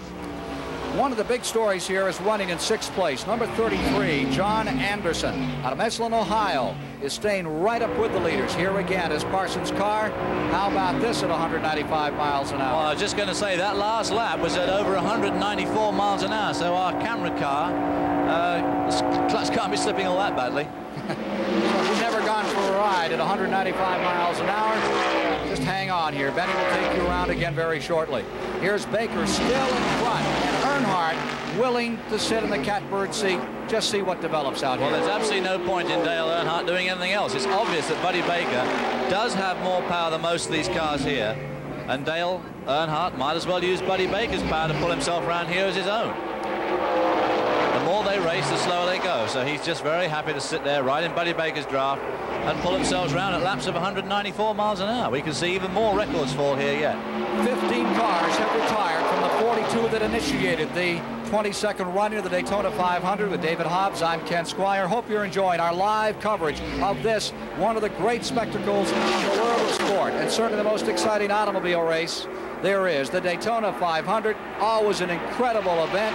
You think back when Peddie and Pearson came spinning, crippled out of that 4th turn a few years back, and Pearson won his first race, you think of last year. That unbelievable finish. And we're still a long way to go. We have 123 laps complete. 123 have been completed here today. 307.5 miles, just 77 laps to go. But for these 5 men, it's getting into the longest part of the day. There's Dale right with Buddy Baker. Look at that for a close draft at 100. Well, I say 195. Just at that particular point, they're probably doing close to 200. If they're lapping at 194, they must be doing 200 down that back chute. The G-forces just take over on these automobiles and pull them down on the banking. But here is Baker, hanging on the top of the wheel, just guiding it. And that tri-oval, as you see that shot, the roof shot here, is one of the trickiest parts of the racetrack. A lot of people lose control and slither and slide all the way into turn number 1 here at Daytona. That third car was smoking there as it went round the banking. That car of Bobby Allison gave a puff of smoke. Now that might be just the suspension and the tyres rubbing on the wheel arch as they go over that bump. There's a bump right between 1 and 2, and a lot of the cars have been smoking there. But let's hope that's what it is and nothing serious. You have 5 contenders to win the Daytona 500, all running within 1 second of each other. Now look how high they're going. Richard Peddie is above that white line. If you go and stand there, that's not very far from that white line to the wall, and he's put his whole car in there. Baker first, Earnhardt second, Bobby Allison third, Richard Peddie in fourth, Neil Bonnett rides in fifth in our CBS camera car right behind the front 5 as they slam down into turn number 1 at a time. Now you watch Buddy Baker too at the front here, right up to that line. I say if you go and stand up there, it's not very far from the line to the wall. Of course, it's impossible to stand up there, 36-degree banking. 125 laps, now complete. 312.5 miles down, 75 laps left to go. In fact, I did hear that Bill France, who's got an eye for business next week, is opening a ski school using these as a slopes. We have more snow in Florida than they've had up north part of this year, that's for sure. Pretty chilly out there today, which is nice for these guys, of course. That's right, it's still over 100 degrees in the cockpits. It'll be 100 instead of like 130. Back they come out of the tri-oval. Can you imagine driving 500 miles at over 190 miles per hour per lap, just inches apart as they do? Well, of course, there's no doubt about it that these very high-speed races with few caution laps do make it tough on these drivers. They've got to concentrate absolutely to the nth degree the entire time, and physically, of course, it becomes very demanding. Baker in front with car number 28.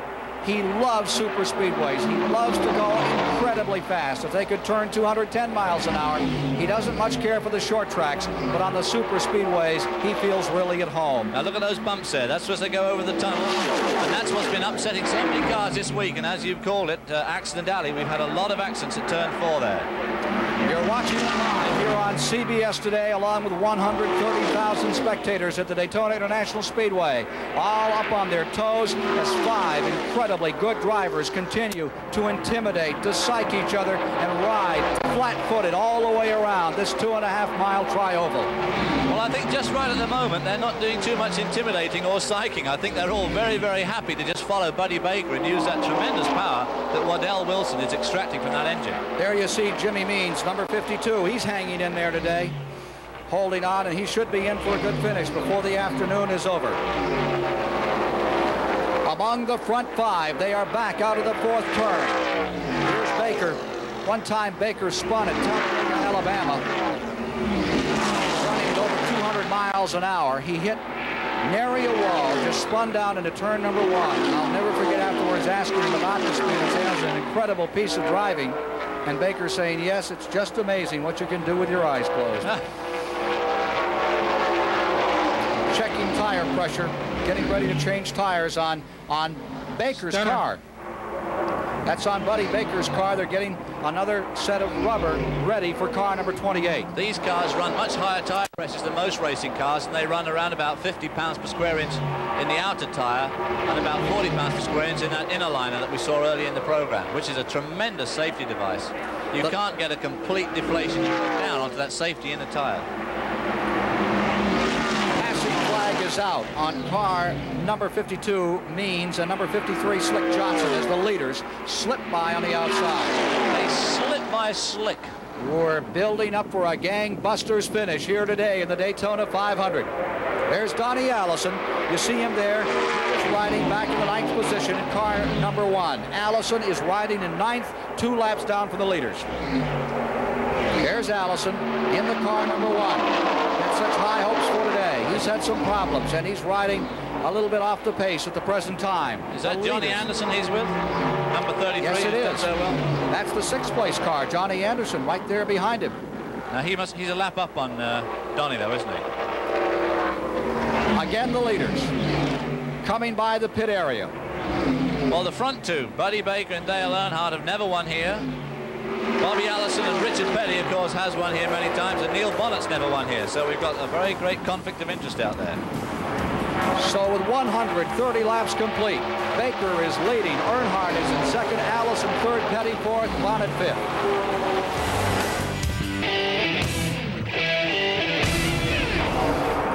At the the Daytona 500. You are watching Buddy Baker shatter the record book here for the Daytona 500. At 130 laps, he has just smashed the old mark. At 130 laps, 325 miles, Baker averaging 172.541 miles per hour.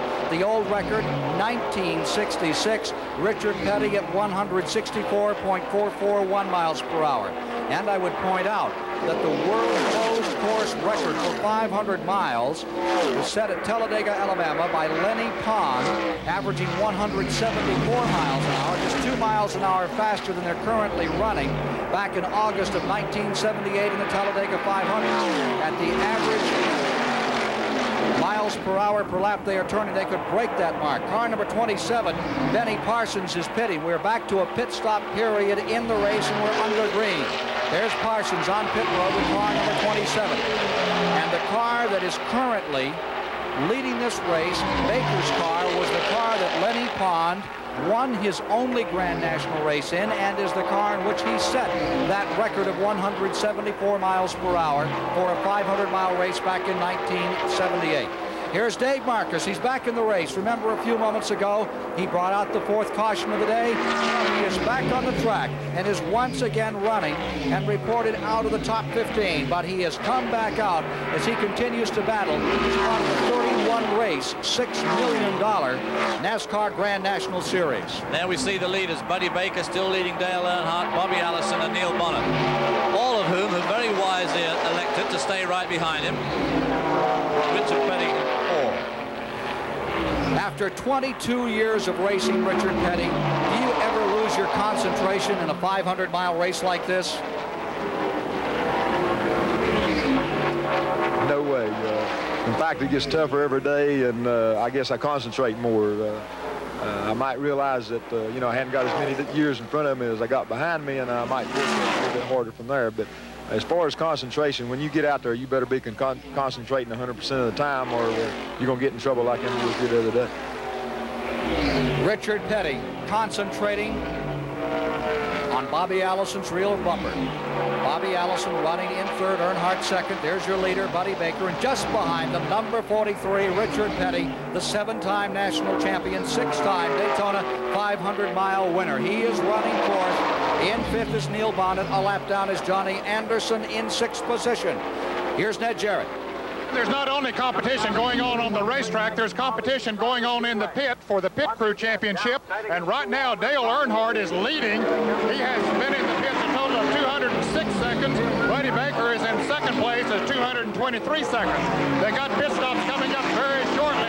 And, of course, those crews will be working very hard to try to get their pit stops down as low as possible, because there's quite a bit of cash for these fellows if they have to spend the least amount of time in the pit during the day.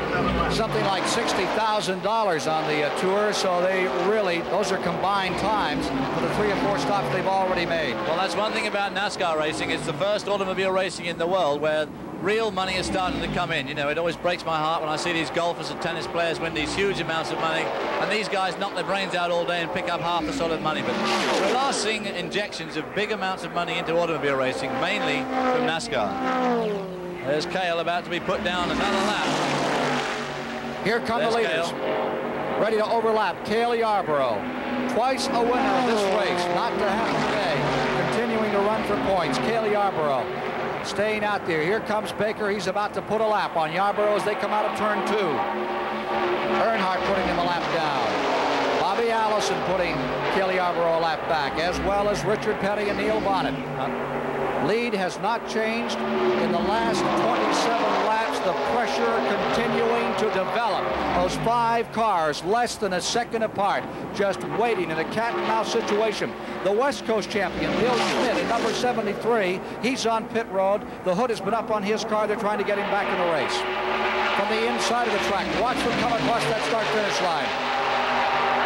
Well, this is where there's another 40 laps to go, 60 laps to go, but Dale Earnhardt is now beginning to wonder to himself, can this really be happening to me? Here I am, only 1 year out of being a rookie, standing in a tremendous place to win the Daytona 500, the ultimate prize in NASCAR racing. Buddy Baker's tried this race many, many times before, and he must be thinking on the same lines. Can I at last pull off a win here at Daytona? And as I say, there's 60-odd laps to go, and many a slip twixt cup and lip, especially in racing.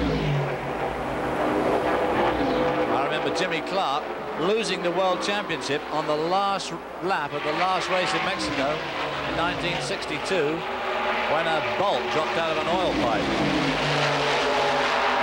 Dale Earnhardt, who saw his first race way back, 1962. He came here to watch his father run this race.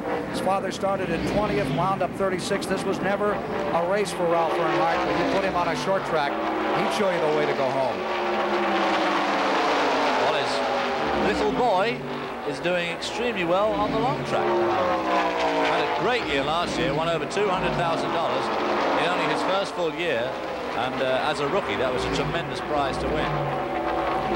There you see Richard Peddie and Neil Bonnett still at it out here, fighting back there in 4th position. He will have completed 141 laps, 352.5 miles this time by. Just 58 laps to go, and there are 5 cars gathered up to decide it as you watch it live here on CBS. The classic American battle, the Daytona 500. With 2 non-previous winners up in front. Then comes Bobby Allison, meandering in 3rd spot, the winner of this race. When he drove that Bud Moore car into victory lane back in 1978, housed in 3rd. Then comes Richard Peddie, who started winning this race in 1964 and hasn't quit yet. He's having a tough time here, isn't he? Look at him. Way above that line. As the race progresses, the track, the groove moves up. Well, it moves up and down, actually. You never quite know where it's going to go. But Richard Peddie always can count on to go really, really high. Bill Schmidt is pitting car number 73. Still another time. The Redding, California driver is back on pit road. I wonder how they're going to fare on this next series of pit stops if they're under green. Drop a lug nut here and it can cost you $75,000. Well, here's Cecil back again. Hello, Cecil. Car number 24 is in for another time. And directly in front of him is the Schmidt car. Cecil Gordon, a great supporter of NASCAR racing. He's always out there. He does all the races every year. And he tries pretty hard, but he's just doesn't have the main sponsorship that some of these other guys have. And he finds life a bit of an uphill struggle, but he loves it. Finding it even more of a struggle at the moment because the car won't go. So it's still Buddy Baker, who has been all the way to the top of Heartbreak Ridge so many times. Will it be his day at the top? We'll know shortly. Welcome back to NASCAR Classics, the 1980 Daytona 500. I'm Steve Burns, along with the great Buddy Baker. Now, Buddy, we're coming to the closing stages of this race. You were nervous on that last stop, but what about your crew? Well, Waddell Wilson, I think he wanted me to win the Daytona 500 as much as I wanted to. And when I made the stop, he actually jumped in the window and grabbed hold of me and timed how long it was going to take. You know, it was a 6-second stop. But he knew me at that time. I was like a runaway horse, man. All I wanted was out of there. And I was holding on for dear life, trying to let him know that I didn't want him to leave until we got, and I was counting 1,001, 1,002, and I could hear the engine rev start up on it. And I said, he's going to drop the clutch on this thing. And I got to about 1,004, and he dropped the clutch. Out of there we go. Well, let's see how things turn out for Buddy Baker. Buddy Baker. He won this race back in 1973, getting right down to the finish. Then it didn't go his way. Here he is leading another lap, and here is Bobby Allison pitting. Allison is on pit road to the Warner Hodgson car to Brock Yates in the Allison pit. I got him, Ken. He's the first of the leaders to come in. They're going to put out a pair of outside right side tires and 2 of those big 11-gallon cans of gas. They both weigh about 70 pounds apiece, so you got to be a horse to handle those. It's a quick stop, a good stop, and he's underway. Beautiful pit stop by the Bud Moore crew. When it's necessary, they can really get the job done. Jody Ridley is in. Bill Elliott is also pitting. We should see some more leaders in Here just a moment. Here they come, the whole front bunch. Dale Earnhardt, Buddy Baker, Richard Peddie, and Neil Bonnett, all coming into the pits. Now the chips are down. Let's go to Ned Jones. Neil Bonnett. We're standing by Bonnett's pit. The Wood brothers are ready to go to work on that car, and Richard Peddie has just overshot his pit skin, which caused Neil Bonnett to overshoot his pits. So that's going to cost each of them some extra seconds. Bonnett has a problem with his two-way radio. he cannot hear what they're saying to him. They can hear his communication, but they're having to do it the old primitive way now as he gets out of the pits. Here's Peddie going out, almost hitting the Roger Hamby car as Peddie went out, but he got by without hitting him. But I was about to say that Bonnett is using the primitive way of communication, and that's with the blackboard, not the modern way of the two-way radio system. Buddy Baker back on the track, winner of 16 Grand National races in his career, but never the Daytona 500. Right behind him, Richard Peddie, who has won 190 Grand National races, an incredible number, and has won this race 6 times. Johnny Anderson, number 33. There is your 6th place runner. That is the Dream car, which comes out of the Midwest. And they have high hopes for him in this 1980 campaign. John Dream on the radio, 26 years old, a very young team. Anderson, a short tracker, runs some 70, 80 events a year in the past on the short tracks. They think they have a winner with this kid Anderson, and he's shown a lot of class in the 125-mile qualifying back on Thursday. He's shown a lot of class all week, actually. He's going very well today. He's only, in fact, what, 1 lap down on the leaders? He could just get up with them and hang on, and there was a caution that could put him back on the same lap. 149 laps will be completed by the leaders this time by. Richard Peddie looks like he's going slowly to me, down out of the tri-oval into turn 1. Problem on 43. Yeah, he's definitely slowing down in turn 1 and 2. Let's go to Ned Jarrett. We're standing by Dale Inman, the crew chief on the 43, and Richard Peddie ran over his foot. Dale, are you okay? Yeah, I'm okay. I don't know how bad he hit it. It's numb right now. Well, he's going right back into the action, Ken. Well, there's a bit of family relationship there. Richard's first cousin has been with him since 1959, and he's hurting, as you would heard of a 3,700-pound car ran over your foot. A great crew chief, Dale Inman. Prepared a lot of winning cars for his cousin, Richard Peddie. 14 cars out of the race. Cecil Gordon's trying to get back in it again. Cecil Gordon is coming back on the track. Number 14, Sterling Marlin, who was in here for Cuckoo Marlin today. He is on pit road. Janet Guthrie is pitting. And Peddie did not come in. You see him down to the banking. He's completed another lap. We're coming up on a 150-lap rundown, and we'll give you an accounting on the top 5. And we'll see right here, number 15, Bobby Allison out in front. None of the leaders can go all the way. They will have to do one more pit stop. Oh, brother, that last pit stop is going to be critical out here. Number 48, James Hilton coming in. It's all going to build up to one pit stop in 1 lap, David. Well, when all 4 cars came in last time, they all left pretty much together. But of the cars, Buddy Baker had the slight edge, actually, I thought. As they come around to complete 150 laps, 375 miles, just 50 laps to go.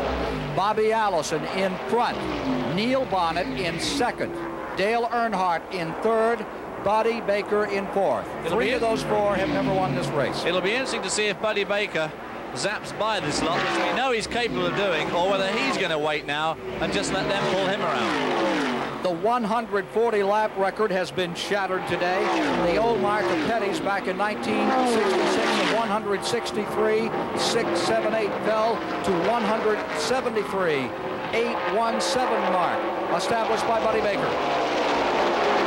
There's Bobby Allison, the leader, and there's Buddy Baker trying to take away a pace from Dale Earnhardt, but gives up because they're about to pass a slow car there on the back straight. So Buddy Baker slips back in behind Dale. One of the savviest drivers in the business. He can build them, he can drive them. He has a tremendous engineering sense about racing cars. Made his debut here at Daytona back in 1961. As we mentioned earlier, won this race finally in 1978. Has one other major goal, and that is to win the national championship. And his son has been building a short track car over in Alabama. There could be still another member of the Alabama gang. Bobby Allison's a very versatile driver. He's done us very well in those IROC championships on the road racing courses. He drove a little Datsun a few times, and he also, of course, drove at Indianapolis for Roger Penske. Who thinks very highly of him. And he did very, very well there, too.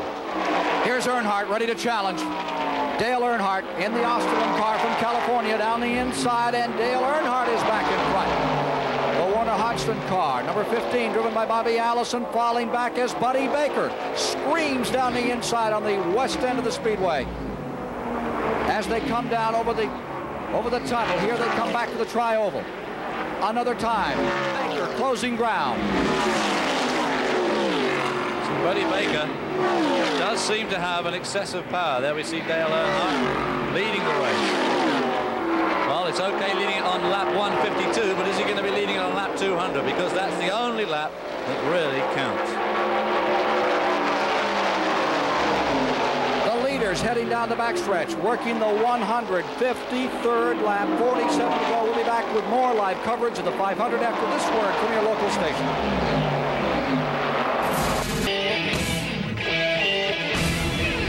Dale Earnhardt in only his second Daytona 500 last year, starting 10th, finishing in 8th, driving for the Australian team. Running out in front but being challenged, and once again reappropriating first position is car number 28.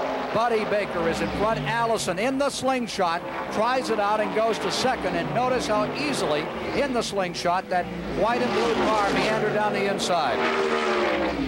Ed Jarrett in the pits. Ken, we're standing by with Dale Inman. We need to clarify one thing. It was not Richard Peddie that hit Dale when he came into the pit. It was Neil Bonnett. Yeah, I dropped down to change the tire, and when I dropped my foot out, Neil hit me and knocked me down. It ran over the back of my foot, and I was real slow getting the tire changed, and I don't know, Richard rode the clutch real bad getting out or something, I don't know, but the car never would go back up to speed, and it's been slipping ever since, but it's beginning to pick up a little speed, but we've lost the draft and everything now, so it's messed our day up for sure, Ned. Well, that's why the car of Richard Peddie is not running as fast right now, Ken. He slipped the clutch when he went out of the pit area, and if that clutch cools off, sometimes it will pick back up and running full speed, so we'll keep an eye on it and see if he can get back to the speed. Richard Peddie back in 5th position and falling back. We now have 4 cars battling for the lead as we have 156 laps completed, 44 laps to go. Well, of course, that's one of the things about NASCAR racing is, as I said earlier, there's so much pit work involved, and it's pretty dangerous to be out there in pit lane, and it's always a miracle to me that more people aren't run over or just knocked over. And it's unfortunate it's happened to Dale Inman, but of course one can't feel too much sympathy for Richard, having already won this race 6 times. 5 cars still in the lead lap. Johnny Anderson running in 6th, 1 lap back. Donnie Allison in 7th and going 8th is car number 44, Terry Labonte, and that should read 2 laps back. Those 3 competitors are all 2 laps back. From the Goodyear blimp, you see them moving through traffic once again, and leaders are passing Richard Peddie. Peddie down on the inside as the leaders overhaul him. So that puts Richard down 1 lap. And leaves 4 cars in the lead lap. 158 laps complete, this time by 42 laps, 105 miles remaining. It looks pretty good for Baker now, as it did in 1973 when he went right down to the finish of the race, and then it was all for naught. Finished 194 laps that year, running beautifully, everything working, and then the engine said goodbye. Now that is a heartbreaker, a real heartbreaker. Something, David. The leader just turned another lap, 46 seconds flat. And 46 flat, how about this? As we move into the very last part of the race, is an average speed on the lap of 195 miles an hour. It's absolutely incredible, isn't it? That's a mile an hour faster than he qualified for the race. That, yeah. The track must be getting slick. And there's a lot of lap traffic just in front of those lead cars. There you see the front 4 moving into lap cars.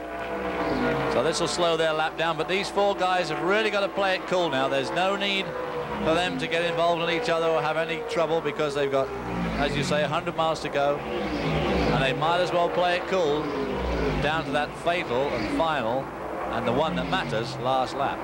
It really gives you the feeling they're on a mad merry-go-round, and you see them up on that 31-degree banking, David, from that Goodyear blimp shot. Here's Brock Reeves. Ken, as they say, the plot thickens.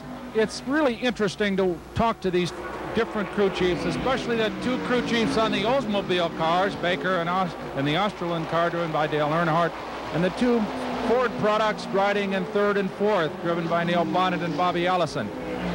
Here's Richard Peddie coming in. Bud Moore, the crew chief on the Bobby Allison car, says simply they don't have enough horsepower, so their object is to hang in there with those 2 lead cars. Conversely, the 2 Oldsmobiles are making an attempt now with the instructions of their crews to break away from Bonnett and Allison. So we'll have to see if the 2 third and fourth place cars can hang in there. If not, they're in trouble. Richard Peddie, a lap down, about to accept the fact he's going 2 laps down. His 191st victory will not be in this Daytona 500. Hood is up.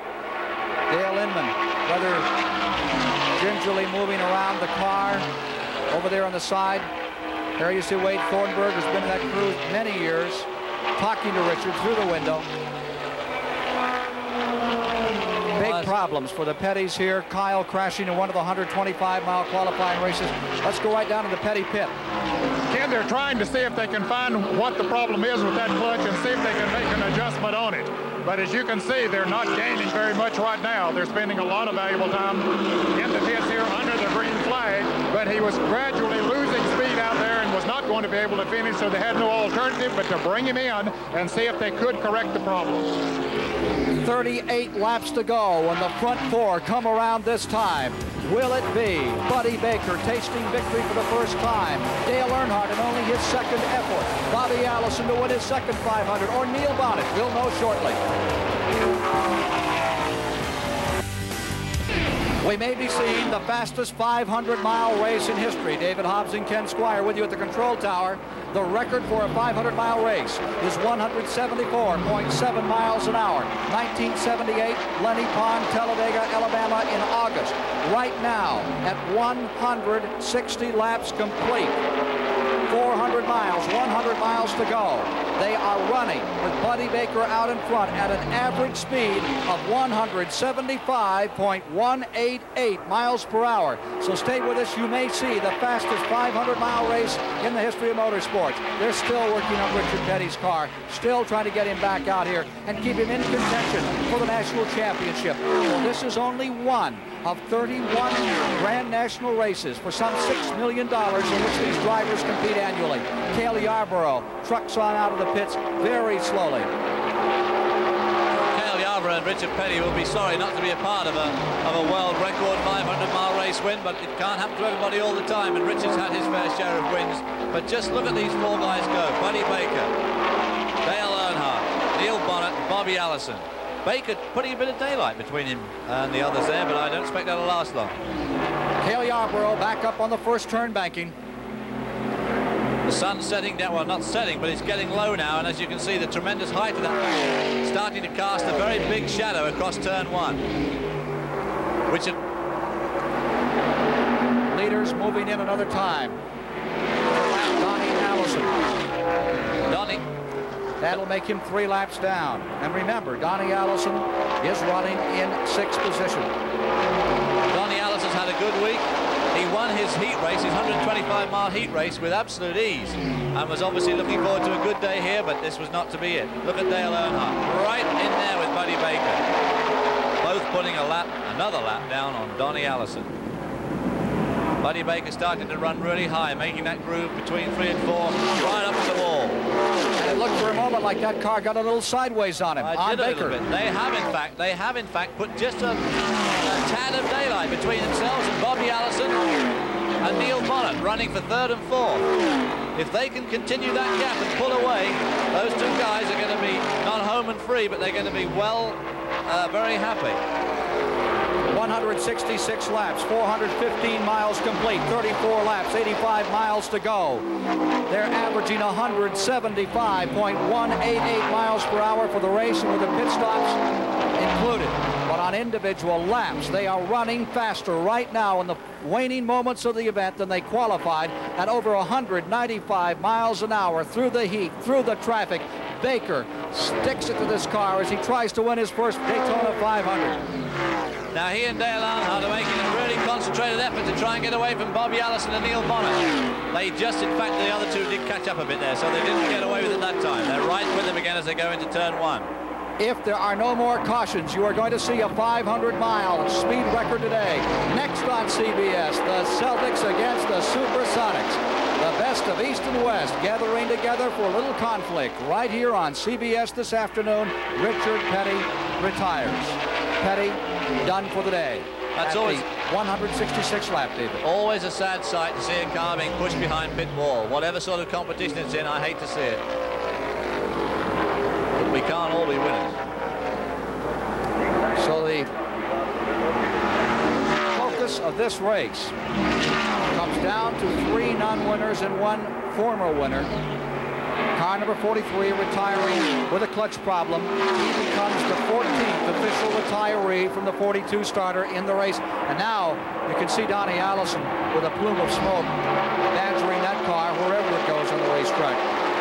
Donnie Allison's car is potentially very fast, and one must start to ask oneself at this point. He's tagged himself onto that lead group.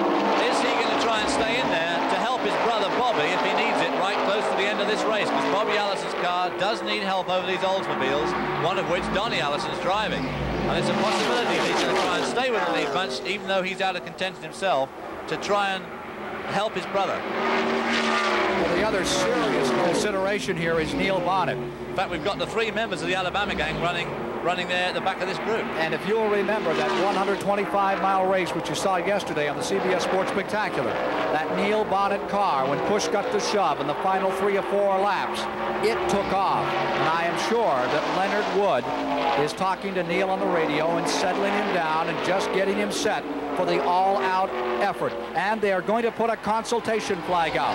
A black flag is about to come out for Donnie Allison. They say the rear bumper is covered with oil. They're afraid that he is slicking up the racetrack just a bit too much. They always drop oil out here. But now the word is that a black flag will be given to car number 1, and he's right in the midst of the hunt. Harold Kinder has the flag in hand. Consultation flag out, and there is a digital readout right behind him, or beneath him.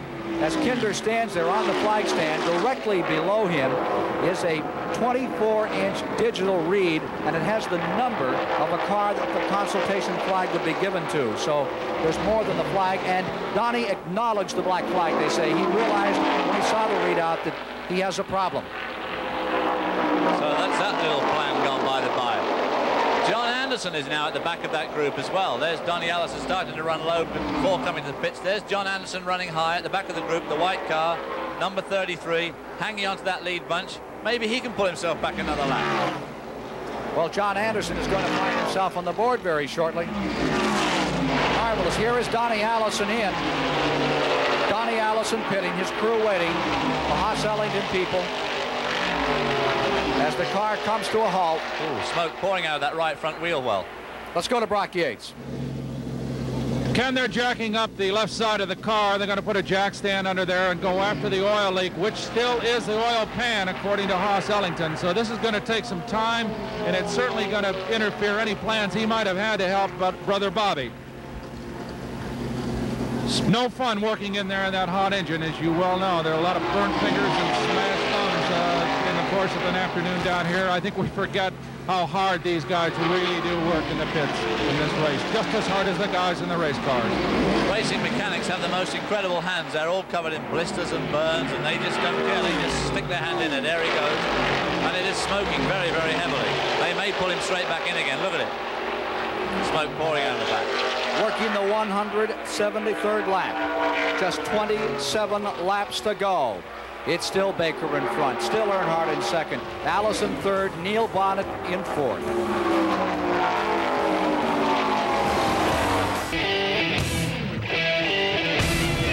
We're standing by with Richard Peddie, who's dropped out of the race. Richard, what was the problem? Well, clutch went out on it. They had made that pit stop, and a bunch of us stopped at one time, and just about the time I got ready to go, another car come in about halfway, blocked me, and just enough I had to slip the clutch so much by getting out of the pits, and it heated up. I run, I don't know, 4 or 5 slow laps, and it just kept getting worse and worse, and finally got so heated up that it wouldn't even engage at all. Is the clutch that sensitive that you can't slip it hardly at all? Well, it was today. Not really. Most of the time it's all right, but we run real high gears in the cars at these racetracks, Daytona, and put such a load on the clutch when you take off. You can't let it spin. If you do, you tear the tires up.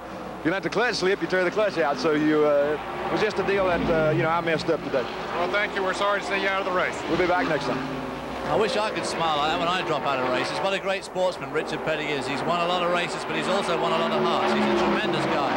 And he took the responsibility when someone came into the pits, and we know who that someone was. It was the 21 car that caused him to slip the clutch. That's right, but I mean, that's the sort of thing that happens in these crowded pits. There's not much you can do about it. But he also has another point that I don't think people realize. You know, these cars are geared tremendously high with only a 4-speed transmission. Even first gear would sort of normally pull you down the highway at about 115 miles an hour. So it's quite a job to get him out of the pits. Listen to this. 170 lap speed is a new record, 176.044 miles per hour. The old record at the Daytona Speedway, Richard Peddie in 1966, 162.074. The new record of 176 miles per hour belongs to Buddy Baker. It is almost 2 miles per hour faster than the fastest 500-mile race ever run in history. If it stays under green, they could bring that thing pretty close to 180 mile an hour at 500 miles today. Don't let anybody tell you that CBS don't bring you the best. Last year we brought you that fantastic French Grand Prix. Last year we had the action-packed Daytona 500, and this could be an absolute world-breaking. When you say the world record, I wonder if people realize you do mean the world. This includes Indianapolis. This includes everything. This will be the fastest 500-mile race in history. This isn't just NASCAR. This includes everything. Here they are in the back straightaway. There's your leader, Buddy Baker, setting this blistering pace. And I think that a good question to Waddell Wilson is, are they getting concerned? Did they think they could run this fast all day at this incredible clip? Earnhardt in second. They haven't given up the lead at any time. They've stayed in front and pretty much dominated. We have a pit stop on Bobby Allison. We have a pit stop on Neil Bonnett. Two of the key factors in the quartet to decide the 500 are now on pit road. There is Bonnett in. Down on the other side is car number 15, Bobby Allison. Bonnett's not changing tires. Bonnett's car is not jacked up and changing tires. He's going for the super quick stop. But Allison, in fact, changed 2 tires in the same time. That is Bud Moore's crew at work. We saw Bud Moore win a race for Buddy Baker in 11 9/10 seconds for a pit stop for 2 tires and fuel.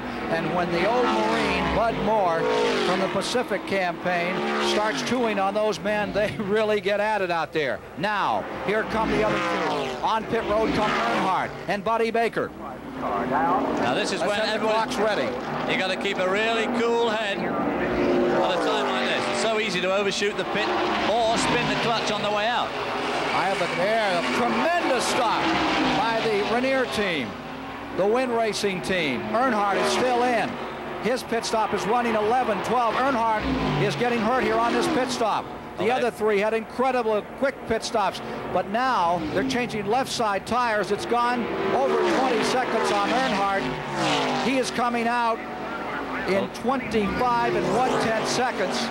You can say goodbye to Earnhardt unless there's a caution on this one. Those 3 leaders made incredible stops. Unless there's some sort of miracle, that's the end of Earnhardt. And unfortunately, if I remember rightly, last year, Dale lost this race, or lost a good chance in this race with the pit stop too. And it was late in the event. Yeah. It was either the next to last or last stop that put him down. 2 of the 4 cars that came in then just put fuel in.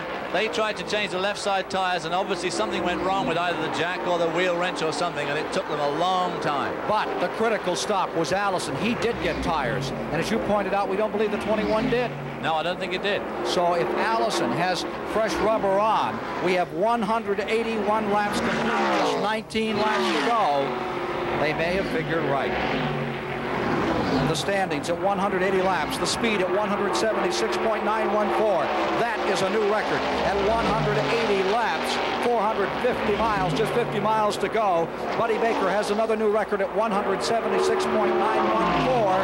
The old record, 160. There's Earnhardt back in the pits again. Dale Earnhardt, who's been running right in the front of this race for so long, is in the pits again, and that has absolutely certainly nailed his chance of doing well. In fact, they're going back to that same wheel again.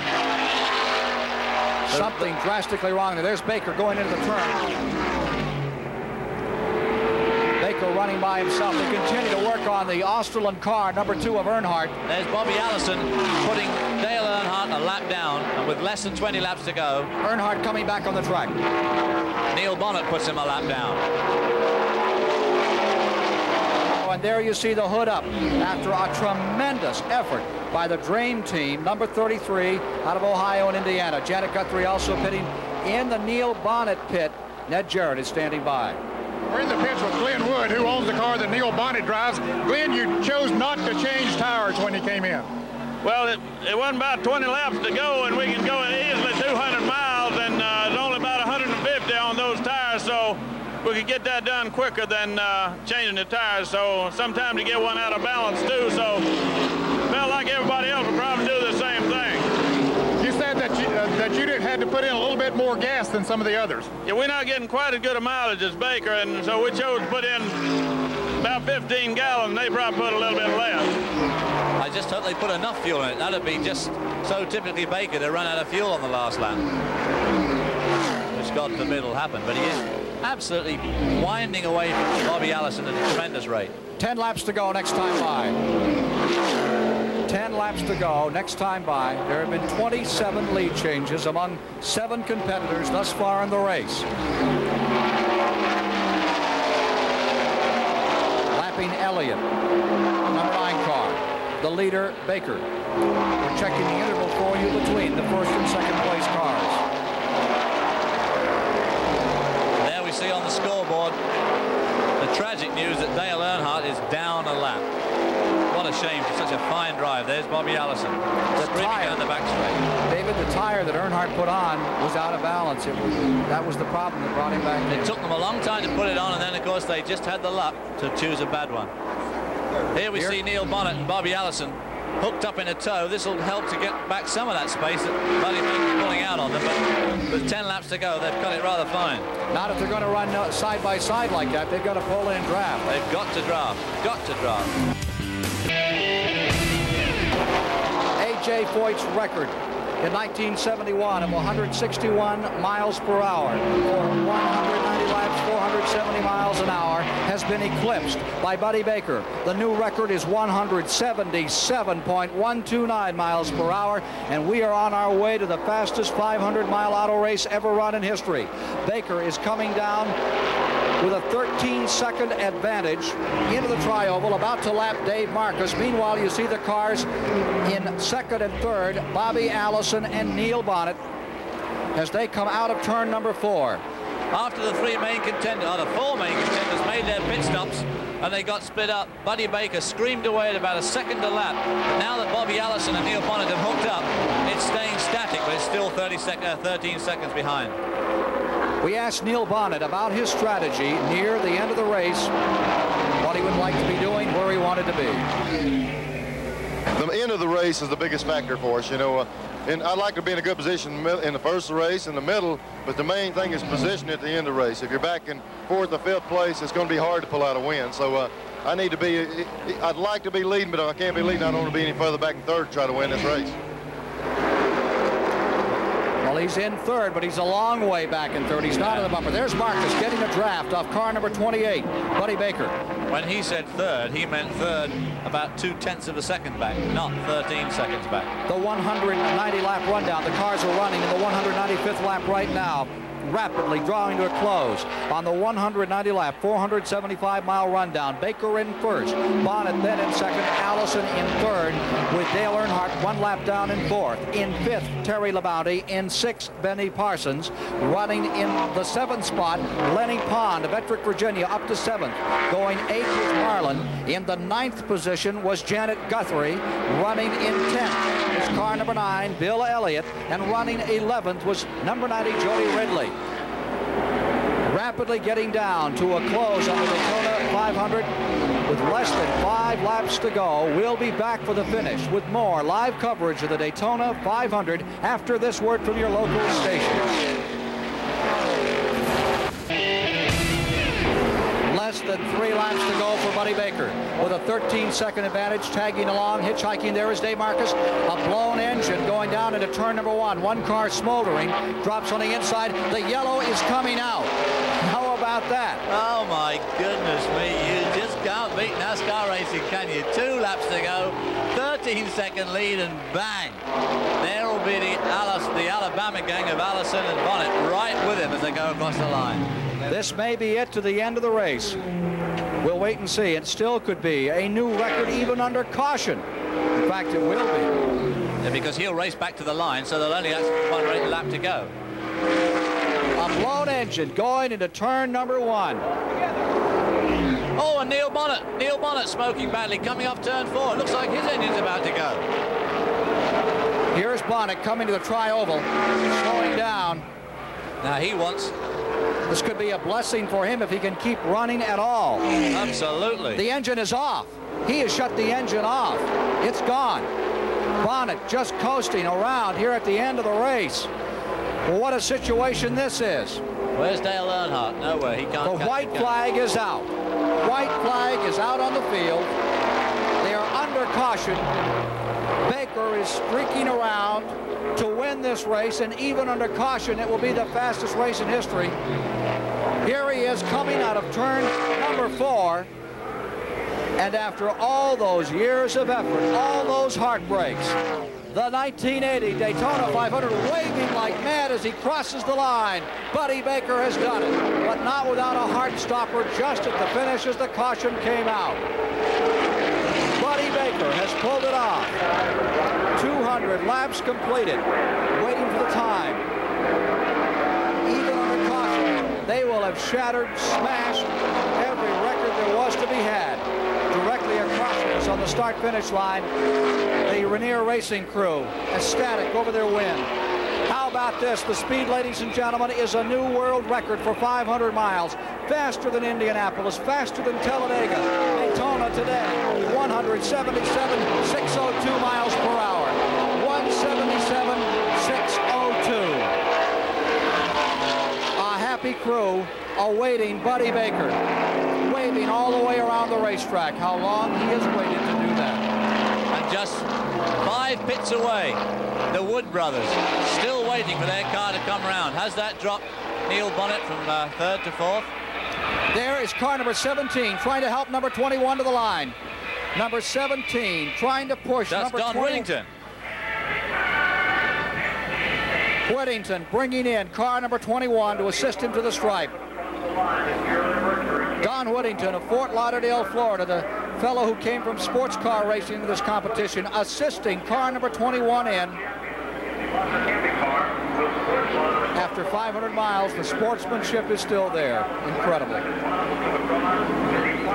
And there's the first place man, Buddy Baker, coming in, waving to his crew.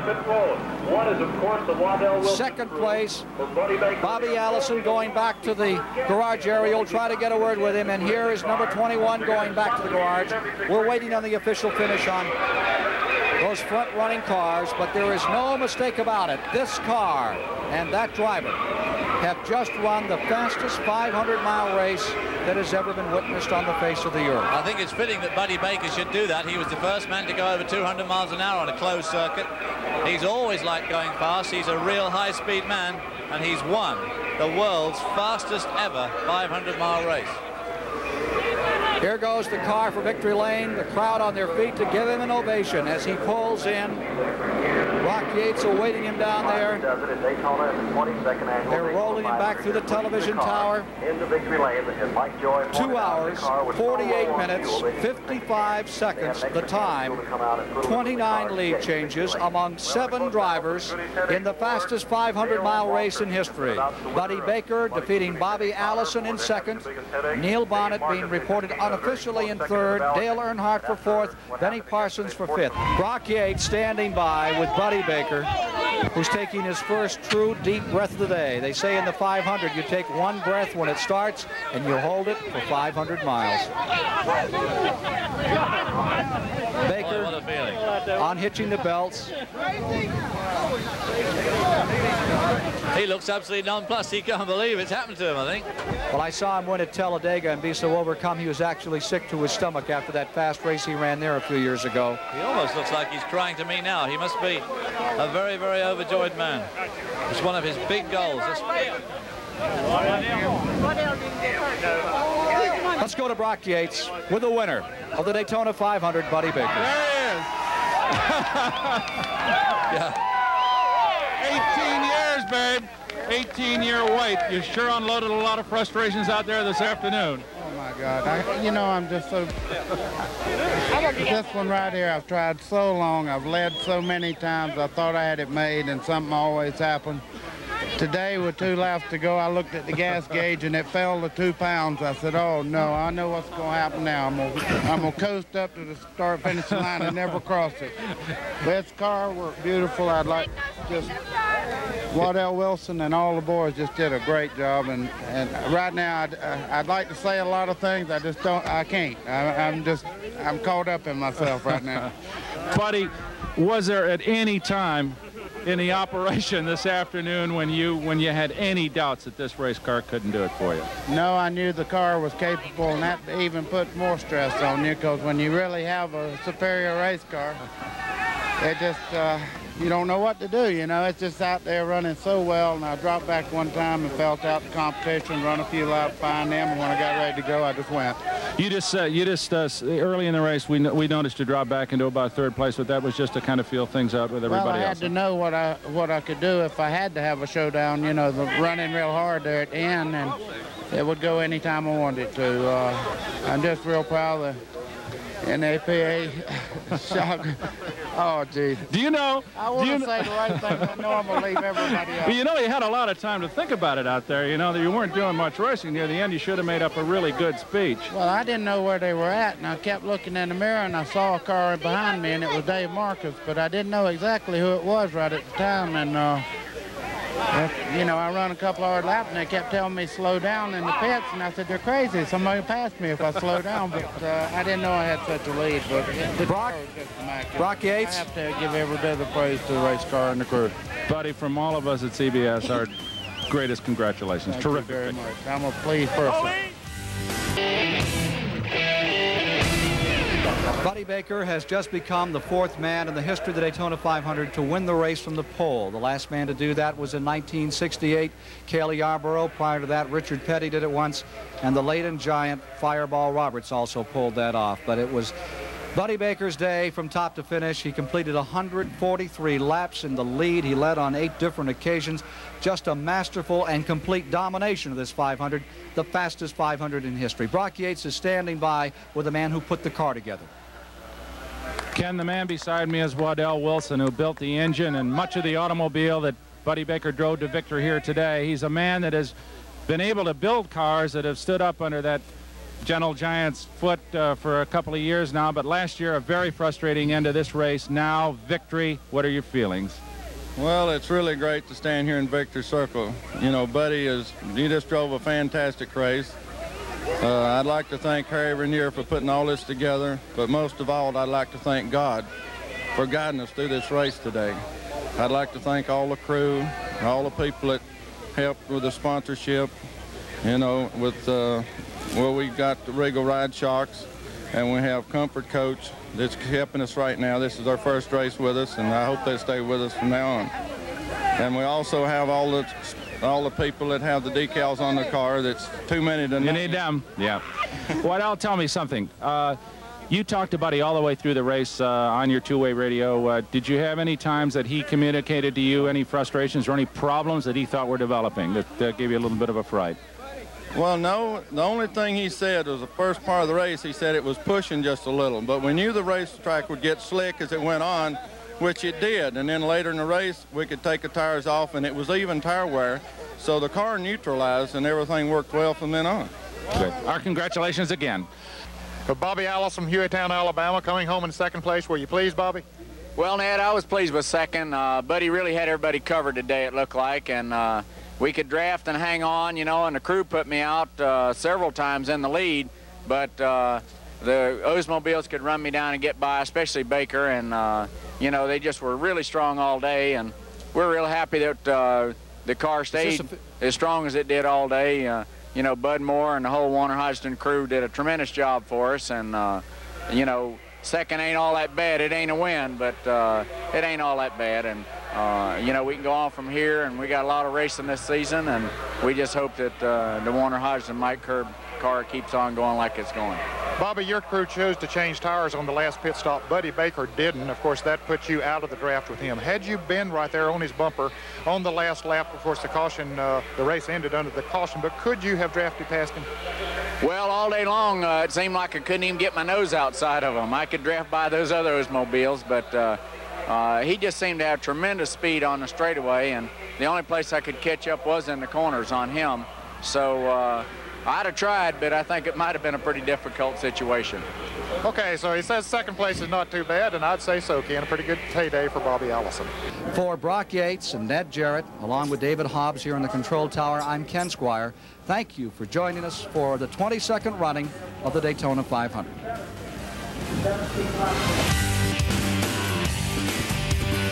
Buddy Baker's win in the 1980 Daytona 500 was the fastest 500-mile race ever won at 177.602 miles an hour. Now, Buddy, it was a perfect speed weeks for you, but you made one wrong turn after the checkered flag. You couldn't find victory lane. What happened? Well, you got to remember, I'd never been there before. I tell you, when the Daytona 500's over, I can't tell you what that's like. I mean, it's like your heart's going to explode. Every fiber in your body is just like on edge. I mean, it was my lifetime dream to win the Daytona 500, and finally. I mean, if I'd have died right in winner's circle, hey, I'd have been a happy camper. How rewarding was it for you to win that race after so many years of trying, so many close calls? What did you feel? Really, it was anticlimactic because it ended under the caution. But there was nobody there that could touch that race car. I don't care. They could have got a running start. They couldn't have caught it. This is what you live for. If you're a race car driver, you live for that moment to win the Daytona 500, and I just done it. Was that Daytona 500 victory, does it stand out more than anything else that you've accomplished? There's certain mountains that you have to climb. And Daytona 500, my friends, the biggest mountain you'll ever climb. Well, Buddy, thanks a lot for helping us look back at one of the great moments in Daytona 500 history. Thank you, Steve. All right, for Buddy Baker, I'm Steve Burns. Thanks for joining us here on NASCAR Classics.